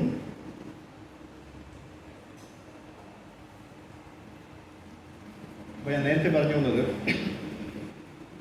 മായാപൂര് ഞങ്ങളിങ്ങനെ ഒരു ദിവസം മഹാഭിഷേകത്തിന് പോയത്. ഈ 5 കൊല്ലത്തിൽ വരുമ്പോൾ ഒരു മഹാഭിഷേകമില്ലേ മായാപൂര്, അല്ലേ? ആ ഒരു പ്രാവശ്യം മഹാഭിഷേകത്തിന് പോകുമ്പോൾ ഭയങ്കര തിരക്കാണ്. അവിടെ കയറാനേ പറ്റുന്നില്ല, അമ്പലത്തിലവിടെ കയറാൻ പറ്റുന്നില്ല, അല്ലേ? ഒരു ഡോറിൽ കൂടെ കയറാൻ പറ്റും, അത്രയ്ക്ക് ക്യൂ ഉണ്ട്. അവിടുത്തെ തദ്ദേശവാസികൾ തന്നെ ഒത്തിരി ആൾക്കാരുണ്ട്. പിന്നെ അതിൻ്റെ പൂതിരട്ടിയാണ് ഫോറിനേഴ്സ്, അല്ലേ? നമ്മളെപ്പോലെയുള്ള വെളിയിലുള്ള ആൾക്കാർ. അത് അങ്ങനെ ഇങ്ങനെ സമുദ്രം പോലെ കിടക്കുക. എങ്ങനെയോ അകത്ത് കയറാൻ പറ്റും. എനിക്ക് വളരെ കഷ്ടപ്പെട്ടു. അകത്ത് കയറി എനിക്കൊരു വലിയൊരു താല്പര്യം നരസിംഹദേവൻ്റെ ഫ്രണ്ടിലെത്തണം, അല്ലേ? അപ്പോൾ അങ്ങോട്ട് കയറുമ്പോൾ അവിടെ ഒരു അനൗൺസ്മെൻറ്റ് വന്നു, ദയവ് ചെയ്ത് നിങ്ങൾ തിരക്ക് കൂട്ടരുത്, തിരക്ക് കൂട്ടരുത്. പിന്നെ എന്താണ്, വയസ്സായവർക്ക് നിങ്ങൾ സ്ഥലം കൊടുക്കണം, അല്ലെങ്കിൽ അവസരം കൊടുക്കണം അവർക്ക് കാണാനായിട്ട്, അല്ലെങ്കിൽ അവർക്ക് തൊഴാൻ പറ്റില്ല. അപ്പോൾ ആരാണോ അവസരം കൊടുക്കുന്നത് അവരെയാണ് ഭഗവാൻ കാണുന്നതെന്ന് പറഞ്ഞു. ഞാൻ തൊട്ട് തിരിഞ്ഞ് നോക്കിയപ്പോൾ കാണാം ഒരു അമ്മൂമ്മ, ഒരു 95 വയസ്സെങ്കിലും ആയി കാണും. അവർക്ക് ഭഗവാനെ കാണാനുള്ള ആ ഒരു വെപ്രാളത്തിൽ, അവിടെയുള്ള തദ്ദേശവാസിയാണ്, വളരെ കഷ്ടപ്പെട്ട് ഊന്നുവടിയായിട്ടൊക്കെ വന്നിരിക്കുന്നു. ഒന്ന് ചെറുതായിട്ട് തട്ടി അത് തെറിച്ചു പോകും. അങ്ങനെ ഈ ആൾക്കാരുടെ തിരക്ക് കാരണം അവർ താഴെ വീഴത്തില്ല, അത്രയ്ക്ക് അങ്ങനെ തിരക്ക് തള്ളി തിരിഞ്ഞു. അപ്പോൾ ഈ അമ്മ ഇങ്ങനെ കുറച്ച് വണ്ണമൊക്കെ ഉണ്ട്, അവർക്ക് നടക്കാൻ പറ്റുന്നില്ല, ആ രീതിയിൽ വന്ന് നിൽക്കുകയാണ്. ഞാൻ പതുക്കെ ഇങ്ങനെ മാറിക്കെടുത്തിട്ട് പറഞ്ഞു, അമ്മ അകത്തോട്ട് വരുമെന്ന്. അവരുടെ ഭാഷ വേറെയാണ്, ഞാനിങ്ങനെ മലയാളത്തിലെ പറഞ്ഞു. അകത്തോട്ട് വരുന്നു. അവർ അങ്ങോട്ട് കയറിയതും ഞാനൊരു 10 ആളുടെ പുറകിലോട്ട്. അത്രയ്ക്ക് തെളിലായിരുന്നു. ആ ഒരു ഗ്യാപ്പിൽ 10 പേര് ഇതിനകത്ത് കയറി, ഞാൻ വെളിയിലായിരുന്നു. അപ്പം ഞാൻ വെളിയിൽ ഇറങ്ങിയിട്ട് വിചാരിച്ചു, ഭഗവാൻ എന്നെ കണ്ടാണ്. ആ ഒരു ആശ്വാസത്തിൽ ഞാൻ വെളിയിലിരിക്കുകയാണ്. അപ്പോൾ പെട്ടെന്ന് എന്തോ ഒരു ചെറിയൊരു ക്യൂ കിട്ടി. അതെന്തോ അപ്പുറത്തെ ഡോറെ കണ്ട് തുറന്നിട്ട് ഞാൻ ഇതുവഴി അപ്പുറത്ത് ചെന്നാൽ ഞാൻ ഇങ്ങനെ എത്തി നോക്കണം അവിടെ എന്താ സംഭവിക്കണം. അഭിഷേകം നടക്കുന്നുണ്ട്. കുറച്ച് കഴിഞ്ഞപ്പോൾ ഒരു തിരമാല പോലെ ഒരു സാധനമാണ്. ഈ ആൾക്കാർ തെള്ളില്ല. നമ്മളവിടെ നിന്നാൽ മതി എന്ന് പറഞ്ഞിട്ട് നേരെ ഭഗവാന്റെ ഫ്രണ്ട് അല്ലേ, അതുപോലെ തന്നെ തിരിച്ചില്ല. ഞാൻ അവിടെ നിന്ന് ഭഗവാനെ കാണണമെന്ന് ആഗ്രഹിച്ചല്ലേ ഉള്ളൂ. അതുപോലെ ഒരു തിരമാല വന്ന് നമ്മളെ എടുത്ത് ഭഗവാന്റെ ഫ്രണ്ടിൽ കൊണ്ടുവച്ചു, നന്നായിട്ട് തൊഴിൽ തിരിച്ചത് തിരിച്ചു കൊണ്ടുപോയി. അതാണ് ഭഗവാൻ. അപ്പോൾ ഞാൻ വിചാരിച്ചു, നേരത്തെ പറഞ്ഞത് കറക്റ്റ്, എന്നെ ഭഗവാൻ കണ്ടു അല്ലേ. ഞാനപ്പോൾ സത്യം പറഞ്ഞ വിഷമിച്ചു. ഒരു അമ്മമ്മയ്ക്ക് വഴി കൊടുത്ത് ഒരു ആശ്വാസം ഉണ്ടായെങ്കിലും എനിക്കൊരു സ്വാർത്ഥതയും കൂടെ ഉണ്ടായി. എന്താണ്, ഭഗവാൻ എന്നെ കാണുമല്ലോ എന്നുള്ളൊരു സാധനം. അപ്പോഴാണ് വിചാരിച്ചത്, എന്നാൽ ഇത്രയും ദൂരം ഇത്രയും ഫ്ലൈറ്റിലൊക്കെ കയറി ഇത്രയും കഷ്ടപ്പെട്ട് വന്നിട്ട് ഭഗവാൻ ഒന്നും കാണാൻ പറ്റില്ല. വലിയ അവസ്ഥയും നടക്കണം, എന്നിട്ട് കാണാൻ പറ്റുന്നില്ല, കാരണം അത്രയ്ക്ക് ആൾക്കാർ. അതിനാണ് ഈ ഓഷൻ അവിടെ ഉണ്ടാക്കിയത്. ഒരു തിരുമാലമില്ലേ, അതുപോലെ ഒന്നും അനങ്ങണ്ട, അവിടെ മിണ്ടാതെ നിന്നാൽ മതി. നേരെ ഫ്രണ്ടിൽ ഭഗവാന്റെ ഫ്രണ്ടിൽ ചെല്ലാം, തിരിച്ചു അതുപോലെ തിരിച്ചു വരാം. നമ്മൾ നടക്കേണ്ട ആവശ്യമില്ല. ആൾക്കാർ എടുത്തോണ്ട് പോവും, എടുത്ത് തിരിച്ചുണ്ടാകും. അപ്പം അതാണ് ഞാൻ പറഞ്ഞു വന്നത്. നമ്മൾ അതാണ് ചെയ്യുന്നത്. ഒരു ഭഗവാന്റെ ഫ്രണ്ടിൽ ചെന്ന് കഴിഞ്ഞാൽ നമ്മൾ ഭഗവാനെ കാണുന്നതിനേക്കാളും കൂടുതൽ ഭഗവാൻ നമ്മളെ കാണുന്ന രീതിയിൽ നമ്മൾ എന്തെങ്കിലും പ്രവർത്തിക്കും. അതാണ് നമ്മുടെ അപ്രോച്ച്. അങ്ങനെ ആയിരിക്കണം നമ്മുടെ അപ്രോച്ച്. അല്ലാതെ നമ്മുടെ മസിലൊക്കെ പെരുക്കി ആ ആൾക്കാരെയൊക്കെ ചവിട്ടി തള്ളിയിട്ടിട്ട് ആ കസരയൊക്കെ എടുത്ത് അപ്പുറത്ത് എറിഞ്ഞ് ഈ മണ്ണിൽ കൂടി ചാടി അപ്പുറത്ത് പോയി ഭഗവാനെ കണ്ടിട്ട് ഒരു കരയും അല്ലേ. ചിലർ ഗുരുവായൂർ പോകുന്നത് എന്താണ്, ചിലർ ഇവിടുന്ന് വളരെ കഷ്ടപ്പെട്ട് ട്രെയിനിലൊക്കെ കയറി ഗുരുവായൂർ എത്തിയിട്ട് എത്രയോ മണിക്കൂർ യാത്ര ചെയ്താണ് ഗുരുവായൂർ എത്തുന്നത് അല്ലേ. അവിടെ എന്നിട്ട് അവിടെ ചെല്ലുമ്പോൾ ഒരു 3-4 മണിക്കൂറെങ്കിലും ക്യൂ നിൽക്കേണ്ടി വരും അല്ലേ പ്രഭു അല്ലേ, ഗുരുവായൂർ ചെല്ലാൻ അല്ലേ. ചില VIP-കളുണ്ട്, അവർക്ക് നേരത്തെ പോകാൻ പറ്റും. പക്ഷേ നമുക്ക് സാധാരണക്കാരെ നമുക്ക് എല്ലാവർക്കും ആ ക്യൂവിൽ നിന്നിട്ട് ആർക്കും പോകാൻ പറ്റും. ആ ക്യൂവിലൊക്കെ നിന്നിട്ട് ഭഗവാന്റെ അവിടെ ചെല്ലുമ്പോൾ എന്ത് സംഭവിക്കും, ഒരൊറ്റ കണ്ണടപ്പം ഭഗവാനെ കണ്ണിറുക്കി അടച്ചിരിക്കുക. അപ്പം തന്നെ ഇവിടെ നിൽക്കുന്ന സ്ത്രീ ഒരൊറ്റ തള്ളും. ആരെങ്കിലും കണ്ട എന്നാൽ ഇവിടെ തന്നെ ഇരുന്നാൽ പോലെ അല്ലേ. നമ്മളല്ലെങ്കിൽ ശീലിച്ചു അല്ലേ. ഭഗവാന്റെ ഫ്രണ്ടിൽ ചെന്നാൽ കണ്ണടച്ചിരിക്കണമെന്ന് ആരോ പറഞ്ഞു, ആരെയും കണ്ടതാണ്. അതുകൊണ്ടാണ് അവിടെ ചെന്നിട്ട് ഈ കണ്ണടച്ചിങ്ങനെ ഇരിക്കുന്നത് അല്ലേ. കണ്ണ് തുറക്കാൻ പറ്റിയില്ല, കണ്ണ് തുറന്നപ്പോൾ വെളിയിലായി. നമ്മൾ അങ്ങനെയാണ് പഠിച്ചു വെച്ചിരിക്കുന്നത്. അങ്ങനെയുള്ള ഒരുപാട് അർത്ഥങ്ങൾ നമ്മൾ പഠിച്ചു വെച്ചിട്ടുണ്ട് അല്ലേ. പിന്നെ കണ്ണ് തുറന്നപ്പോൾ തൊട്ടടുത്ത് കിടക്കുന്ന ആൾക്കാരാണ് ഭഗവാനല്ലേ, വേറെ ആരെയാണ് കിടക്കുന്നത് അല്ലേ. നമ്മൾ വെളിയിൽ ഇറങ്ങിയാൽ ഈ കണ്ട ആളിൻ്റെ ആയിരിക്കും മനസ്സിൽ വരിക, ഭഗവാന്റെ മനസ്സിൽ വരും. കാരണം നമ്മൾ ഭഗവാനെ കണ്ടില്ലല്ലോ. ഇത്രയും കഷ്ടപ്പെട്ട് അവിടെ പോയിട്ട് അപ്പോൾ നമ്മൾ എന്താ ചെയ്യേണ്ടത്? ശരിക്കും പറഞ്ഞാൽ നമ്മൾ ഭക്തിയോടുകൂടി പോകുന്നെങ്കിൽ അവിടെ ചെന്നിട്ട് 2 കണ്ണ് ഇങ്ങനെ ഉരുട്ടി നോക്കണം, എങ്കിലേ നമുക്ക് ക്ലിയർ ആയിട്ട് കാണാൻ പറ്റും. ഒന്നാമത് അതിനകത്ത് ഇരുട്ടാണ് അല്ലേ. നേരെ കാണണമെന്നുണ്ടെങ്കിൽ നമ്മൾ അത്രയും കണ്ണ് വെച്ചിട്ട് ഇങ്ങനെ കണ്ടാലേ, എന്നിട്ട് കണ്ണടച്ചോളൂ. തിരിച്ചു വന്ന് കണ്ണടച്ച് കഴിഞ്ഞാൽ ഭഗവാൻ നമ്മുടെ ഉള്ളിൽ തന്നെ ഉണ്ടാകും. നമുക്കങ്ങനെ വലിച്ചെടുക്കാൻ പറ്റുമ്പോൾ അല്ലേ. നമ്മൾ ഏത് അമ്പലത്തിൽ പോയാലും അതാണ് ചെയ്യുന്നത്. ഇങ്ങനെയുള്ള കുറേ അബദ്ധങ്ങൾ നമ്മൾ പഠിച്ചു വെച്ചിട്ടുണ്ട്. അതുകൊണ്ടായിരിക്കും നമ്മൾ നന്നാവുന്നത് അല്ലേ. ഇനിയെങ്കിലും അതിനൊരു വ്യത്യാസമുണ്ട്. അതിന് ഇങ്ങനെയുള്ള കുറേ സ്റ്റെപ്സ് എടുക്കും. അതിൽ മറ്റൊരു കാര്യം കൂടെ എന്താണ് ഗുരുവായൂരിൽ പറയാനുള്ളത്, നമ്മളെപ്പോഴും ഭഗവാൻ തന്നെ പറയുന്നതെന്ന് പറഞ്ഞു കഴിഞ്ഞാൽ, ഭഗവാനെ കാണുന്നതിനേക്കാളും കൂടുതൽ നമ്മൾ പ്രാധാന്യം കൊടുക്കേണ്ടത് ഭഗവാന്റെ ഭക്തന്മാരെ കാണുന്നതിനാണ്. ശരിക്കും നമ്മൾ അവിടെ ഭഗവാന്റെ പ്രത്യേകിച്ച് ഫോർ എക്സാമ്പിൾ ഞാൻ ഒരു ഗുരുവായൂരത്തിൻ്റെ കഥ പറഞ്ഞാൽ, ഗുരുവായൂരമ്പലത്തിൽ നമ്മളെല്ലാവരും പോകുന്നതാണ് അല്ലേ. ആ ഗുരുവായൂർ പോയി കഴിഞ്ഞാൽ നമ്മൾ ആദ്യം പോയ ആ തീർത്ഥത്തിൽ പോയി നമ്മൾ എത്രയൊക്കെ കുളിച്ച് റെഡിയായി വന്നാലും ആ തീർത്ഥത്തിൽ പോയി കൈയും കാലും കഴുകണം അല്ലേ, നനച്ചെടുക്കണം. അല്ലെങ്കിൽ അറ്റ്ലീസ്റ്റ് നമ്മൾ വെള്ളം കുറയണം. എന്നിട്ട് വേണം നമ്മൾ അകത്തോട്ട് പോകാൻ. ഇപ്പോഴത്തെ പ്രോസസ്സൊക്കെ എന്തെങ്കിലും ഡിഫറെൻറ്റ്. എന്നിട്ട് നമ്മൾ അകത്ത് പോയിട്ട് നമ്മൾ എന്ത് ചെയ്യണം, ആദ്യം വെളിയിലൊക്കെ ഒരുപാട് ആൾക്കാർ നിൽപ്പുണ്ട് അല്ലേ. ആരൊക്കെയാണെന്ന് അറിയാമോ? ഭഗവാന്റെ ഭക്തന്മാർ.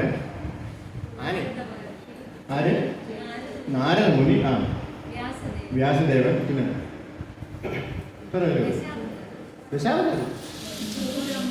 സുരൂരമ്മ, യെസ്, പൂന്താനം,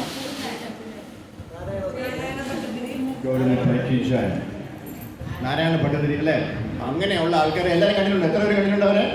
വെളിയിൽ ആനയെ കിട്ടുന്ന സ്ഥലത്തും അല്ലെങ്കിൽ ആ ചുറ്റും എന്താണ് ഇല്ലേ, ആ തൂണിലെല്ലാത്തിലും അല്ലേ, എല്ലാ തൂണിലും ഓരോ ഭക്തന്മാരും. നമ്മൾ ചെയ്യേണ്ടതെന്ന് വെച്ചാൽ ആദ്യം ആ ഭക്തന്മാരുടെ അനുഗ്രഹമാണ് വാങ്ങേണ്ടത് എവരുടെയൊക്കെ അനുഗ്രഹം വാങ്ങിയിട്ട് വേണം അകത്ത് കയറാൻ. പക്ഷെ അവിടെയുള്ള കുഴപ്പമെന്ന് പറഞ്ഞാൽ എവരുടെ അനുഗ്രഹമൊക്കെ മേടിച്ച് തിരിച്ചു ചെല്ലുമ്പോൾ തന്നെ അവിടെ നമുക്ക് കയറാൻ പറ്റും. പിന്നെ നമ്മളങ്ങ് വെളിയിൽ പോകണം അല്ലേ, വെളിയിൽ പോയി ക്യൂ നിന്നാലേ വരാൻ പറ്റും. പക്ഷേ ചില ദിവസങ്ങളിൽ ചെന്ന് കഴിഞ്ഞാൽ നമ്മൾ മാത്രമേ ഉണ്ടാവുള്ളൂ, വേറെ ആരും കാണും അല്ലേ? ആർക്കെങ്കിലും അങ്ങനെ അനുഭവം വന്നിട്ടുണ്ടോ അല്ലേ? ഭക്തന്മാർ പോയാൽ അങ്ങനെയാണ്, ആരും ഉണ്ടാവില്ല. കൊറോണ സമയത്ത് പോയിട്ടുണ്ടല്ലേ? Very good, ബുദ്ധിയുള്ളവരാ. ആരും ഉണ്ടാവില്ല അല്ലേ? ഭഗവാൻ മാത്രം ഉണ്ടാവില്ല മാസ്ക്, ബാക്കി എല്ലാവർക്കും മാസ്ക് ഉണ്ടാവില്ല അല്ലേ? അപ്പോൾ അതാണ് നമ്മൾ ചെയ്യേണ്ടത്. അങ്ങനെയാണ് നമ്മൾ ഭഗവാനെ കാണേണ്ടത്.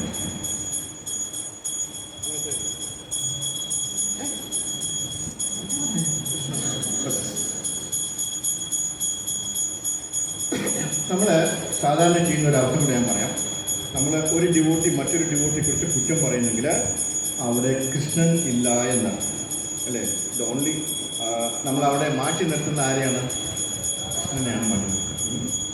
അപ്പോൾ അതാണ് നമ്മുടെ ബുദ്ധിമുട്ട് അല്ലേ? നമുക്ക് ആരെയും വഴിചാരാനും പറ്റില്ല. നമ്മൾ ബ്രാഹ്മണരുടെ ഇപ്പോൾ കണ്ട ബ്രാഹ്മണർക്ക് എന്തെങ്കിലും ക്വാളിഫിക്കേഷൻ ഉണ്ടോ? ഒരു ക്വാളിഫിക്കേഷൻ ഇല്ല. അവർക്ക് എന്തെങ്കിലും ശാസ്ത്രങ്ങൾ അറിയാമോ? അറിയില്ല. അവർക്ക് എന്തെങ്കിലും പദ്യങ്ങൾ അറിയാമോ? ശ്ലോകങ്ങൾ അറിയാമോ? അറിയില്ല. അവർക്ക് ശാസ്ത്രമേ അറിയില്ല. പക്ഷേ അവർക്ക് ഒരു ക്വാളിറ്റി ഉണ്ട്. എന്താണ്? അവർ ഭഗവാനെ അകമഴിഞ്ഞ് ആരാധിക്കുന്നത്. അൺകണ്ടീഷണൽ ലവ് ആണ് അവർക്കൊക്കെ ഉള്ളത്. മനസ്സിലായില്ലേ? അതാണ് നമുക്ക് വേണ്ടത്. മാധവേന്ദ്രപുരി എല്ലാം ത്യജിച്ചിട്ട് അല്ലേ, അദ്ദേഹം ഇങ്ങനെയാണ് പാടിയത്. എന്താണ്?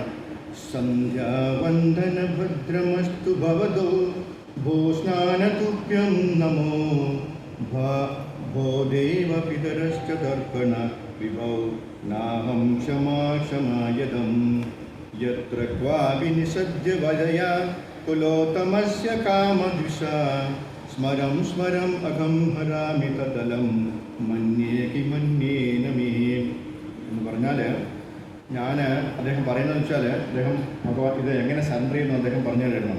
ഭഗവാനിൽ എങ്ങനെ ഫുള്ളി സറണ്ടർ ചെയ്യുന്നു മാധവേന്ദ്രപുരി. അപ്പോൾ അദ്ദേഹം എല്ലാ ദിവസവും സന്ധ്യാവന്ദനം ചെയ്യുമായിരുന്നു. അദ്ദേഹം പറയുന്നത്, ഓ സന്ധ്യാവന്ദനമേ, നിനക്ക് എൻ്റെ പ്രണാമം. ഞാൻ നിന്നെ ഇനി തൊട്ട് നമസ്കരിക്കുന്നില്ല, പ്രണാമം ചെയ്യുന്നില്ല. ഗുഡ് ബൈ അല്ലേ? ഞാൻ രാവിലെ എണീറ്റ് കുളിക്കുമായിരുന്നു, അതിന് ഗുഡ് ബൈ, അതും വേണ്ട. പിന്നെ എല്ലാ ഉപദേവതകളെയും ഞാൻ ആരാധിക്കുമായിരുന്നു, അവർക്കും ഗുഡ് ബൈ. എൻ്റെ പിതാക്കന്മാരെ, എൻ്റെ എന്താ പറയുക, പിതൃക്കളെ ഞാൻ ആരാധിക്കുമായിരുന്നു, അവർക്ക് ഗുഡ് ബൈ. എല്ലാവരും എന്നോട് ക്ഷമിക്കണം. എനിക്ക് നിങ്ങൾക്കൊക്കെ ഉള്ള എല്ലാ ഓഫറിങ്സും എനിക്ക് ചെയ്യാനുള്ള സമയമില്ല. അതുകൊണ്ട് എല്ലാം ഞാൻ ഇവിടെ നിർത്തുകയാണ്. ഞാൻ ഇനി എന്താ ചെയ്യാൻ പോകുന്നത്? ഞാൻ ഇനി എല്ലാം ഉപേക്ഷിച്ചിട്ട് എൻ്റെ ഭഗവാനെ, യദുകുലത്തിലുള്ള എൻ്റെ ഭഗവാനെ മാത്രമേ ഞാനിനി ആരാധിക്കുന്നുള്ളൂ. അതുകൊണ്ട് എല്ലാവരെയും എന്നോട് ക്ഷമിക്കണമെന്നാണ് ആര് പറഞ്ഞത്? മാധവേന്ദ്രപുരി. മാധവേന്ദ്രപുരി ആരാണെന്ന് അറിയാമല്ലോ? ഈശ്വരപുരിയുടെ ഗുരുവാണ്. ഈശ്വരപുരി ആരാണ്? ചൈതന്യ മഹാപ്രഭുവിൻ്റെ ഗുരുവാണ് അല്ലേ? അപ്പോൾ ചൈതന്യ മഹാപ്രഭുവിൻ്റെ ഗുരുവിൻ്റെ ഗുരു പേരപ്പൻ തുടങ്ങി അല്ലേ? അതാണ്, അദ്ദേഹമാണ് എന്ത് പറയുന്നത്? ഇതെല്ലാം ഇത് കേട്ടിട്ട് ഒരിക്കലും നാളെ തൊട്ട് ഇനി ആരും കുളിക്കാതിരിക്കുകയും നാളെ തൊട്ട് ആരും മംഗളാരതിക്ക് വരാതിരിക്കുകയും ചെയ്യും. നമ്മളെ കൊണ്ട് അത് പറ്റത്തില്ല അല്ലേ? നമ്മൾ അത് ചെയ്തിട്ട് വേണം ത്യജിക്കാൻ ശ്രമിക്കാൻ അല്ലേ? കാരണം എല്ലാം പറ്റിക്കുക എന്ന് പറഞ്ഞു കഴിഞ്ഞാൽ ഇനി ഇതൊന്നും വേണ്ടെന്ന് പറയും. മാധവേന്ദ്രപുരി എന്തുകൊണ്ടാണ് ഇങ്ങനെ പറഞ്ഞത്? ഇക്കാര്യങ്ങളെല്ലാം പോയിന്റ് ഔട്ട് ചെയ്തിരിക്കുന്നത് ഒന്നിനെ മാത്രമാണ്. അതുകൊണ്ട് ഈ ചെറിയ ചെറിയ കാര്യങ്ങൾ ഒന്നും വേണ്ട, എല്ലാം ഒന്നിൽ തന്നെയുണ്ട്. എങ്ങനെ? ബൈ ചാൻഡിങ് അല്ലേ? നമ്മൾ ഹരേ കൃഷ്ണ മഹാമന്ത്രം ജപിക്കുമ്പോൾ ഹരേ കൃഷ്ണ കൃഷ്ണ കൃഷ്ണ ഹരേ ഹരേ, ഹരേ രാമ രാമ രാമ ഹരേ. അതിലൊരു കാര്യം എനിക്ക് പറയാനുള്ളത്, നമ്മൾ ചിലരോടൊക്കെ ഹരേ കൃഷ്ണ മഹാമന്ത്രം ചൊല്ലാനായിട്ട് പറയുമ്പോൾ അവർ രാവിലെ പറയുന്നതിൻ്റെ എക്സ്ക്യൂസ് എന്ന് പറയുന്നത്, അവർ രാവിലെ എണീറ്റ് കഴിഞ്ഞാൽ ഉടനെ നാരായണീയം വായിക്കും, അത് കഴിഞ്ഞ് പുരുഷ സൂക്തം വായിക്കും, അത് കഴിഞ്ഞ് ദേവി സ്തോത്രം വായിക്കും, അത് കഴിഞ്ഞ് മറ്റേ സ്തോത്രം വായിക്കും, അത് കഴിഞ്ഞ്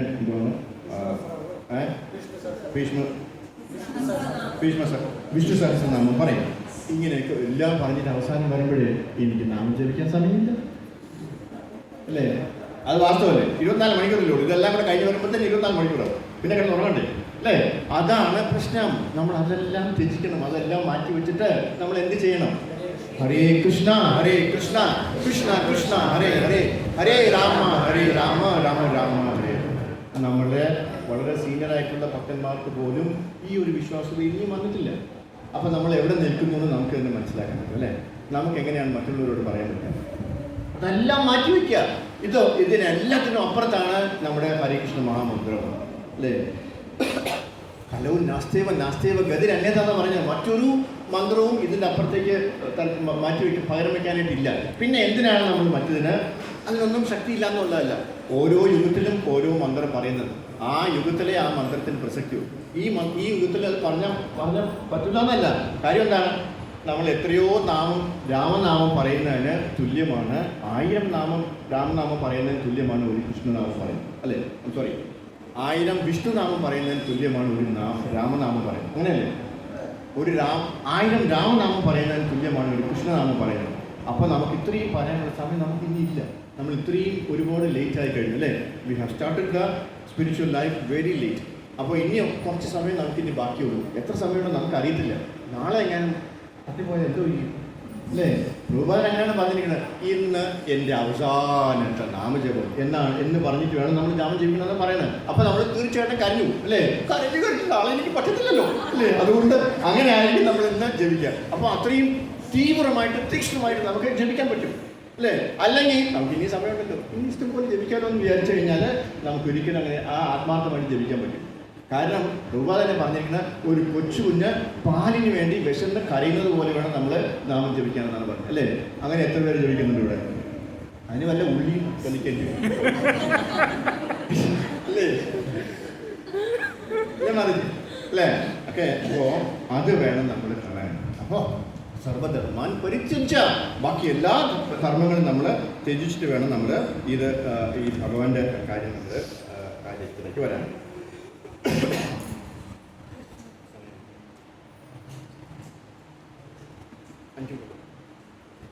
എനിക്ക് 1 മണിക്കൂർ പറയാനുണ്ട്. ബോറടിച്ചാ? ദേശാചപ്രഭു ചോദിച്ചതാണ്, ഞാനല്ല. ബോറടിച്ചാ? പിന്നെ envious, നമുക്ക് അസൂയ അല്ലേ? നമുക്ക് പല തരത്തിലുള്ള അസൂയാണ് ഉണ്ടാകും. ഉടനെ മോളെ നോക്കി അതൊന്ന് ചോദിച്ചാൽ ചുമ്മാ ഉണ്ടാ. നമുക്ക് പലതരത്തിലുള്ള അസൂയുണ്ട്. എന്തൊക്കെ അസൂയാണുള്ളത്? ഇയാള് നല്ല കീർത്തനം, ഭയങ്കര കീർത്തനം, എനിക്കങ്ങനെ പാടാൻ പറ്റില്ല. അസൂയ അല്ലേ?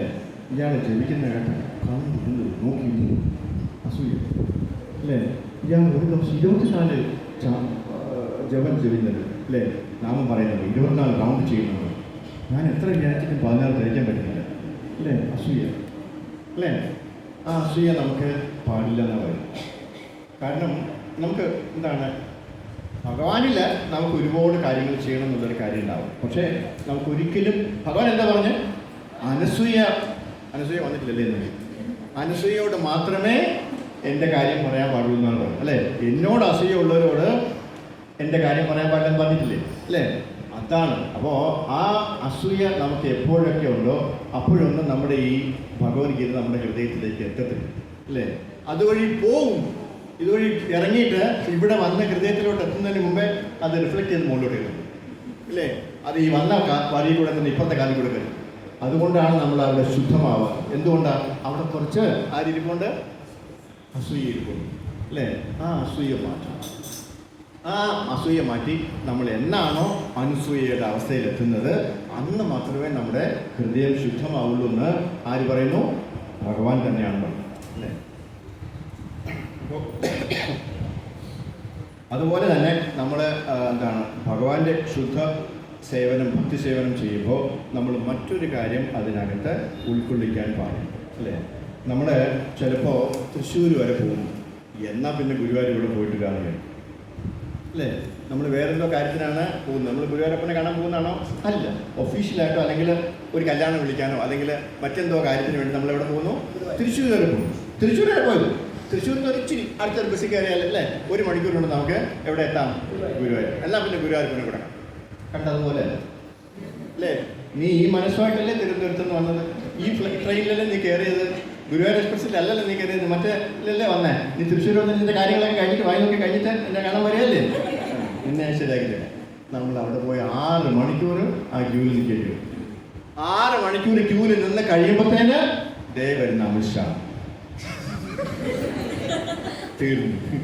അന്നത്തെ എല്ലാ പബ്ലിക് സന്ദർശനവും കൂട്ടിവെച്ചു. തീർച്ചയായിട്ടും അങ്ങനെ ഉണ്ടാവും. അതാരാ ഉണ്ടാക്കിയത്? ഭഗവാൻ തന്നെയാണ്. നമ്മളെ കാണാൻ സമ്മതിക്കില്ല. അപ്പോൾ നമ്മൾ എന്ത് ചെയ്യണം? പ്രയോറിറ്റി ഷുഡ് ബി ഗുരുവായൂർ അല്ലേ? ആ ഡിവോഷൻ സർവീസ് ആയിരിക്കണം നമ്മുടെ പ്രയം. അങ്ങനെ ഉണ്ടെങ്കിൽ മാത്രമേ നമുക്ക് ബാക്കിയുള്ള കാര്യങ്ങൾ ഇവിടെ ചെയ്യാൻ പറ്റൂ അല്ലേ? അങ്ങനെ ചെയ്ത് നോക്കും. അപ്പോൾ ബാക്കിയുള്ള കാര്യങ്ങളും വളരെ ഭംഗിയായി നടക്കും. നമ്മൾ വിചാരിക്കും അവിടെ ഗുരുവായൂർ പോയി തിരിച്ച് തൃശ്ശൂർ വന്നു കഴിഞ്ഞാൽ അവരെ കാണാൻ പറ്റില്ല. നിങ്ങൾ പോയി നോക്കിയിട്ട് തിരിച്ചു പോകാം. അവരുടെ ട്രെയിനൊക്കെ മിസ്സായാലും അവരവിടെ തന്നെ ഉണ്ടാവും അല്ലേ? ഭഗവാൻ അവരോട് പിടിച്ച് നിർത്തുക. എൻ്റെ കുഞ്ഞ് വരുന്നുണ്ട്, നിന്നെ കാണാനുണ്ട്, ഞാൻ അവിടെ നിന്ന് എൻ്റെ കുഞ്ഞ് എന്നെ കണ്ടിട്ടാ വരുന്നത്, നീ അവിടെ തന്നെ നിൽക്കണമെന്ന് പറഞ്ഞിട്ട് അവരെങ്ങനെയെങ്കിലും, അല്ലെങ്കിൽ അവർക്ക് വയറിലൊക്കെ വന്നില്ല അല്ലേ, വെളിയിൽ ഇറങ്ങാൻ പറ്റാത്ത രീതിയിൽ ആ പരുവത്തിലാണ് അല്ലേ? ഭഗവാൻ എന്തെങ്കിലുമൊക്കെ ഒപ്പിച്ചു നമുക്ക് വേണ്ടി. അങ്ങനെ എത്രയോ പേർക്ക് അനുഭവം ഉണ്ടാവും. എന്നെ പോയില്ലേ? തീർച്ചയായിട്ടും ഉണ്ടാവും അല്ലേ? അതാണ് ഭഗവാൻ. ഗൗരൻ ഹരേ കൃഷ്ണ. ഞാൻ ഒരുപാട് കാര്യം പറയാനായിട്ടാണ് വന്നത്, പക്ഷേ സമയമില്ലാത്ത ഞാനിവിടെ നിർത്തുകയാണ്. എന്തെങ്കിലും സംശയം ഉണ്ടെങ്കിൽ പെട്ടെന്ന് 2 മിനിറ്റ് എന്തോ പറഞ്ഞു ചോദിച്ചു. അതിപ്പോൾ ഈ വിശ്വാസമില്ലായ്മ, അസൂയുള്ള ഇവിടെ പറഞ്ഞോണ്ടിരിക്കുമോ? പറഞ്ഞു തുടങ്ങിയതോ? അതായത് പ്രഭു, വിശ്വാസമില്ലാത്തവരും അസൂയുള്ളവരും ഈ 2 പേരെ എങ്ങനെ നമുക്ക് തിരിച്ചറിയാൻ? നമുക്ക് തിരിച്ചറിയാൻ വിശ്വാസമുള്ളവനെയും അസൂയുള്ളവനെയും എങ്ങനെ തിരിച്ചറിയാൻ പറ്റും? നമുക്ക് തിരിച്ചറിയാനേ പറ്റില്ല. അത് അവനവൻ അറിയേണ്ട കാര്യമാണ്. ഇപ്പോൾ പ്രഭുവിൻ്റെ ഉള്ളിൽ അസൂയുണ്ടോ എന്ന് എനിക്കറിയാൻ പറ്റില്ല. വേറൊരാൾക്ക് അറിയാം. ആരെന്നറിയാമോ? ഇതാണ് കൊണ്ട് ഒരാളെ ഉള്ളൂ അല്ലേ? നമുക്ക് മാത്രമേ അറിയാൻ പറ്റൂ. അപ്പോൾ നമുക്കത് ഓരോ ചിന്തയിൽ കൂടെ തന്നെ നമുക്കറിയാൻ പറ്റും അല്ലേ? എനിക്ക് എന്തോ കുഴപ്പമുണ്ട്, അതുകൊണ്ടാണ് എനിക്ക് അങ്ങനെ തോന്നുന്നത്. അത് വിശകലനം ചെയ്ത് കഴിഞ്ഞാൽ നമുക്കറിയാൻ പറ്റും അസൂയുണ്ടോ. നമുക്ക് മാത്രമേ അറിയാൻ പറ്റൂ. കാര്യം എന്താണ്? നമ്മളൊക്കെ ഭയങ്കരമായിട്ട് അഭിനയിച്ച് തകർത്തണം അല്ലേ? വേറൊരാൾക്ക് അറിയാൻ പറ്റാത്ത രീതിയിൽ നമ്മൾ അഭിനയിച്ചത്. അപ്പോൾ നമുക്കറിയാൻ പറ്റും വേറെ ഒരാൾ പറയാൻ പറ്റില്ല. ചില ആൾക്കാരുണ്ട് അല്ലേ, അത് അപ്പം തന്നെ ഫേസിൽ വരും. കാറ് മേടിച്ചല്ലേ, അത് ആ ഫേസിൽ വരും. കൂടുതൽ 99% ആൾക്കാർക്കും വരുന്നില്ല അല്ലേ? നമ്മൾ പെട്ടുപോകും അല്ലേ? നമ്മൾ അവനെ വിശ്വസിച്ച് അവൻ്റെ കൂടെ നടക്കും. നമ്മൾ പ്രതീക്ഷിച്ചു. ഓഫീസിലൊക്കെ വർക്ക് ചെയ്യുന്നവർക്ക് അറിയാം അല്ലേ? എന്തുമാത്രം ആൾക്കാർക്കാണ് അങ്ങനെ അനുഭവം വരുന്നത്. നമുക്കറിയാൻ പറ്റും. അത് ഭഗവാൻ മാത്രമേ അറിയാം. നമുക്ക് ചെയ്യാൻ പറ്റുന്ന ഒരേ ഒരു കാര്യം, ഹരേ കൃഷ്ണ ഹരേ കൃഷ്ണ കൃഷ്ണ കൃഷ്ണ ഹരേ ഹരേ ഹരേ രാമ രാമ രാമ ഹരേ. ഇങ്ങനെ പറഞ്ഞിരുന്നാൽ നമ്മൾ നാമം ജപിക്കുന്ന ആളാണെങ്കിൽ ഭഗവാൻ പറയും യവനോടുള്ള കൂട്ട് അത്രയ്ക്ക് വേണ്ട, മാറ്റി അല്ലേ? പറയും ഭഗവാൻ എങ്ങനെയെങ്കിലും നമ്മളെ കൊണ്ടറിയും അല്ലേ? അല്ലെങ്കിൽ അവൻ തന്നെ പറയും എനിക്ക് ഇച്ചിരി അസൂയുണ്ട് കേട്ടോ ഇയാളെടുത്തുള്ള പറയിപ്പിക്കുമ്പോൾ അങ്ങനെ നമുക്കറിയാം.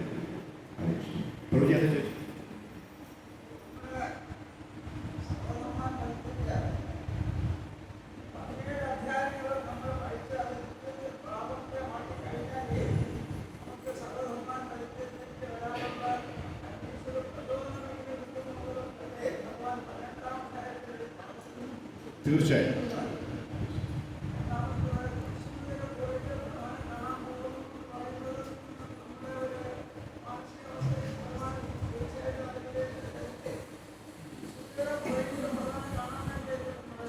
അത് സെക്കൻഡറി അല്ലേ ബ്രോ, പ്രൈമറി അല്ലായിരുന്നല്ലോ. നമ്മൾ എന്തായിരിക്കണം പ്രയോറിറ്റി കൊടുക്കേണ്ടത്? അതെ, എല്ലാ മാസം പോകുന്ന ഒരാളാണെങ്കിൽ കുഴപ്പമില്ല അല്ലേ? കഴിഞ്ഞ 2 കൊല്ലമായി എന്നെ കാണാൻ വന്നിട്ട്. ഇപ്പോൾ ആണ് എനിക്ക് അവിടെ വരെ വരേണ്ടി ഉള്ളതുകൊണ്ടല്ലേ നീ എന്നെ കാണാൻ വന്നത്?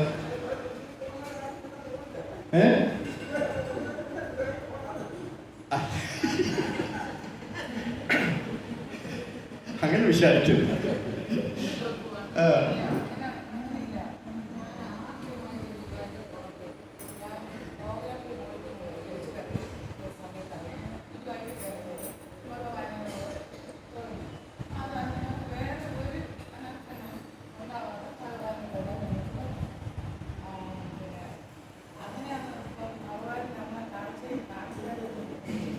അവിടെ ഇരുന്ന്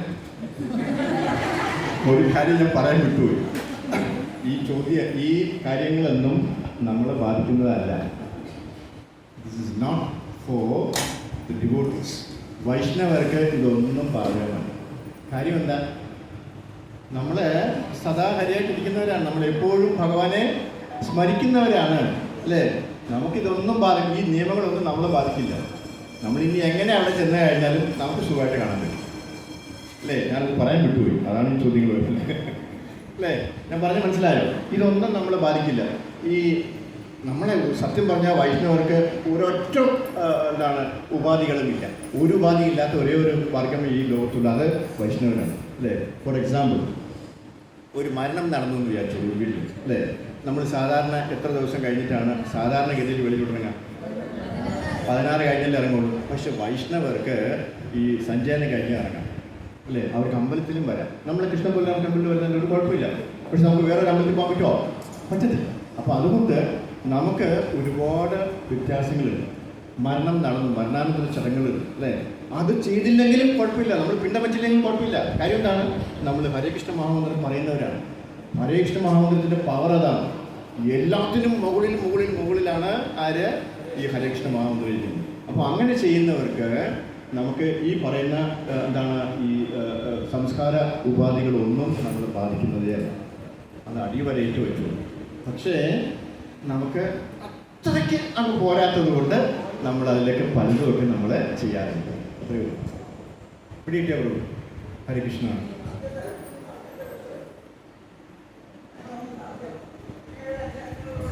യെസ്,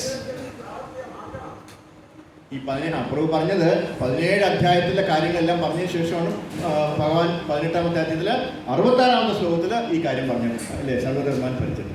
അതായത് നമ്മളിതെല്ലാം മനസ്സിലാക്കിയാൽ ശേഷമേ നമുക്കിത് മനസ്സിലാക്കാൻ പറ്റുള്ളൂ. നമ്പർ 1. ഇനി മനസ്സിലാക്കിയതിന് ശേഷം അതിൻ്റെ ഉപയോഗങ്ങളൊക്കെ പഠിച്ചതിന് ശേഷമേ നമുക്കിത് പ്രാബല്യത്തിലാക്കാൻ പറ്റും, അല്ലേ? പ്രാവർത്തികമാക്കാൻ പറ്റും. കാര്യം എന്താണ്? അതിനേക്കാളും വളരെ മേന്മയുള്ളതാണ് ഭഗവാന്റെ ചരണപത്മങ്ങൾ, പാദപത്മങ്ങൾ മനസ്സിലാക്കിയെത്താൻ നമുക്കിത് ചെയ്യാൻ പറ്റുള്ളൂ. അതുകൊണ്ടാണ് ഭഗവാൻ അത് അവസാനിക്കുന്നത്. കറക്റ്റാണ്.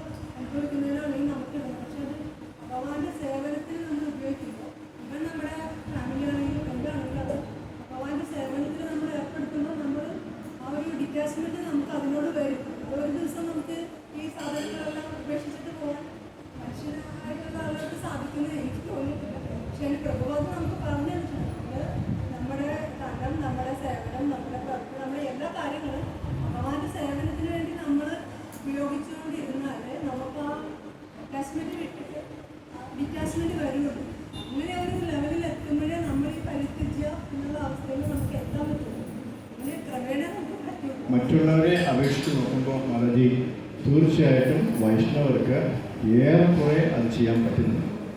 ഇപ്പോൾ ഒരു മരണം നടന്നാൽ പോലും നമുക്കറിയാം ഇതൊരു ആത്മാവാണ് പോയത്, അല്ലേ? നമുക്ക് എപ്പോഴും നമ്മുടെ കൂടെ നിൽക്കാൻ പറ്റുന്ന ഒരു സാധനമല്ല അത് ഇങ്ങനെ ഓരോ ശരീരം വിട്ട് പോകുന്നു അറിയാവുന്നതുകൊണ്ട് നമുക്ക് ആ ഒരു വിഷമം തോന്നില്ല.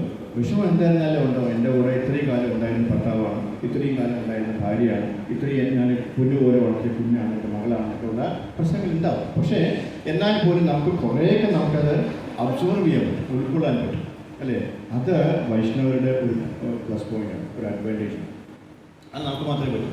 മറ്റുള്ളവർക്ക് ഫോർ എക്സാമ്പിൾ, നമ്മളിപ്പോൾ ഒരു മരണം നമുക്ക് വളരെ വേണ്ടപ്പെട്ട ആരെങ്കിലും വെച്ചു കൊടുക്കണമെന്ന് നമ്മൾ അന്വേഷിച്ച് നമ്മൾ മെറ്റീരിയലിസ്റ്റ് ആയിട്ടുള്ള ആൾക്കാർ വന്നു കഴിഞ്ഞാൽ നമ്മളവിടെ വെറുതെ ഇരുന്ന് ഹരികൃഷ്ണ മഹാമന്ത്രം പറഞ്ഞുകൊണ്ടിരിക്കുന്നത് കണ്ടു കഴിഞ്ഞാൽ അവർക്ക് സഹിക്കില്ല. അയ്യോ, ഇവർക്ക് ഇത്ര കല്ലായിപ്പോയല്ലോ ഇവരുടെ ശരീരം, അല്ലേ? ഇസ്കോൺ ഡിവോട്ടീസൊക്കെ ഇങ്ങനെയാണോ എന്നാണ് അവർ പറയാം, അല്ലേ? അവർ നമ്മുടെ ഉള്ളിൽ അവർ കാണുന്നില്ല. നമ്മുടെ മനോഭാവം നമ്മുടെ ഉള്ളിലോട്ട് എന്താണ് ഓടുന്നത് നമുക്ക് അവർക്ക് കാണാൻ പറ്റില്ല. നമ്മൾ വളരെ കാണുന്നവരെല്ലാവരും ഹരികൃഷ്ണൻ പറയുന്നുണ്ട്, എല്ലാവരും വിളിച്ചപ്പോൾ ഒരു ഇരിക്കൂ മരണ വീട്ടിൽ എല്ലാവരും വിളിച്ച് നമ്മളൊരു കല്യാണ വീട്ടിൽ പോലെ പെരുമാറുന്നുണ്ട്, എല്ലാവരും ജപിക്കാൻ പറയുന്നുണ്ട്, നമ്മൾ ലാവിഷായിട്ട് എല്ലാവരും ഓടി നടക്കുന്നു, അല്ലേ? പഴയതുപോലെ അവിടെ ഇരുന്ന് നെഞ്ചിലിട്ട് അടിച്ചിട്ട് കരയുന്നില്ലല്ലോ. അത് കാണാത്തതുകൊണ്ടുള്ള വിഷമമാണ് അവർക്ക്, അല്ലേ? അപ്പോൾ അവരെന്താ പറയാ, ഈ ഹരകൃഷ്ണനിലൊക്കെ ജോയിൻ ചെയ്ത് കഴിഞ്ഞാൽ ആൾക്കാരുടെയൊക്കെ മനസ്സിൽ ഇത്രയും കല്ലായി പോകും, സ്വന്തം ഭർത്താവ് മരിച്ചു കിടന്നിട്ട് അവർക്ക് ഒരു പ്രശ്നമില്ല എന്ന് പറയും. പക്ഷെ നമുക്കറിയാം എന്താ അവിടെ സംഭവിച്ചത്, അല്ലേ? ഒരു ആത്മാവ് ഈ ശരീരം വിട്ട് മറ്റൊരു ശരീരത്തിലേക്ക് പോയി എന്നുള്ള സത്യം നമുക്കത് ഉൾക്കൊള്ളാൻ പറ്റും, മറ്റുള്ളവർക്ക് അത് പറ്റത്തില്ല. So we can do to a extent, we can surrender a little bit more than the other. നമ്മൾ തീർച്ചയായിട്ടും അതിന് ഒരുപാട് ഭാഗ്യം ചെയ്തവരാണ്. കാരണം നമ്മൾ സത്യം മനസ്സിലാക്കി അതിനനുസരിച്ചിട്ടാണ് പ്രവർത്തിക്കുന്നത്, അല്ലേ?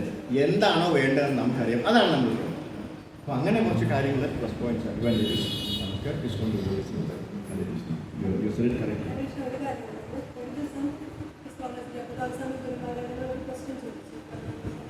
നമ്മൾ മരിച്ച് കഴിഞ്ഞിട്ട് ഭഗവാന് നമ്മൾ സാധാരണ ഓഫറിങ് ഒക്കെ ചെയ്യാമോ എന്ന് ക്വസ്റ്റ്യൻ ചോദിച്ചു. അപ്പോൾ ഗുരുമരാജൻ ഒരു മറുപടി പറഞ്ഞില്ലെന്ന് വെച്ചാൽ, നമ്മുടെ ഉള്ളിൽ വിഷമമില്ല, നമുക്ക് സങ്കടമില്ല എന്നുള്ളൊരവസ്ഥ നമുക്കുണ്ടെങ്കിൽ നമുക്കത് ചെയ്യും. അതുള്ളപ്പോൾ നമുക്ക് ചെയ്യാൻ പറ്റും. പക്ഷെ അതില്ല, ആത്മാവാണെന്ന് അറിഞ്ഞോട് നമ്മളതിന് ബിലീവ് ചെയ്തിട്ടുള്ള അവസ്ഥയിൽ നമുക്കത് ചെയ്യുന്നതിന് കുഴപ്പമില്ല എന്നാണ് ഗുരുമരാജൻ. ഇപ്പോൾ പ്രഭു പറഞ്ഞല്ലോ, നമ്മൾ 16 ദിവസം നമുക്കത് ചെയ്യാൻ നമുക്ക് അമ്പലത്തിൽ. പക്ഷെ ആ ഒരു അവസ്ഥയിൽ നമ്മൾ ഉയർന്നു നിൽക്കുകയാണ്. നമുക്കത് മനസ്സിലാക്കാൻ പറ്റുന്നുണ്ടെങ്കിൽ, നമ്മൾ ഭഗവാന്റെ അടുത്ത് എത്തി എന്ന് വിചാരിച്ച് നമുക്ക് നമുക്ക് ആശ്വാസം കണ്ടെത്തി നമുക്കതിൽ മാറി നിൽക്കാൻ പറ്റുന്നുണ്ടെങ്കിൽ നമുക്ക് ഭഗവാന്റെ സേവ ചെയ്യുന്നതിന് അല്ലെങ്കിൽ എന്നാണ് ഗുരുമരാജൻ.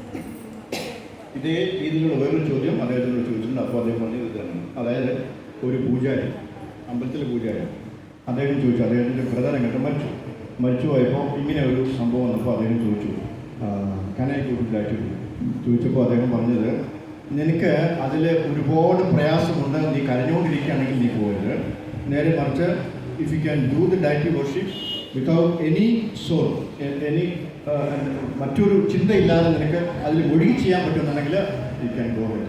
3-ാം ദിവസം 3 days, only 3 days, 3 ദിവസം കഴിഞ്ഞപ്പോൾ ആ പൂജാരി ഭഗവാന്റെ പൂജയ്ക്ക് കയറി. അതാണ് നമ്മുടെ നിയമം. കാര്യം പുള്ളിക്കാരന് ഉള്ളിൽ ആ ഒരു വിഷമമില്ല, പുള്ളിക്കാരൻ സത്യം മനസ്സിലാക്കിയാണ്. അതുകൊണ്ട് അദ്ദേഹം പറഞ്ഞു, എനിക്ക് കുഴപ്പമില്ല, ഞാൻ അത്രയും വിഷമിക്കുന്നില്ല, എനിക്ക് വിഷമമില്ല, ഞാൻ സത്യം മനസ്സിലാക്കുന്നില്ല. ഇതുപോലെ same. Hare Krishna. Thank you so much. എല്ലാവർക്കും ഒരുപാട് നന്ദിയുണ്ട്.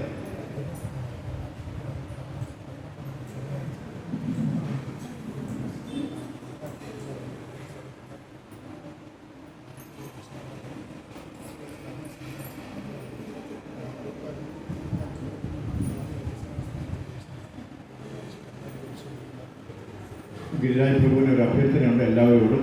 ഈ വരുന്ന ശനിയാഴ്ച 19-ാം തീയതി, ശരിക്കും വർഷങ്ങൾക്ക് മുൻപേ ശ്രീല പ്രഭുപാദർ ന്യൂയോർക്കിൽ ഇസ്കോൺ സ്ഥാപിച്ച ദിവസമാണ്.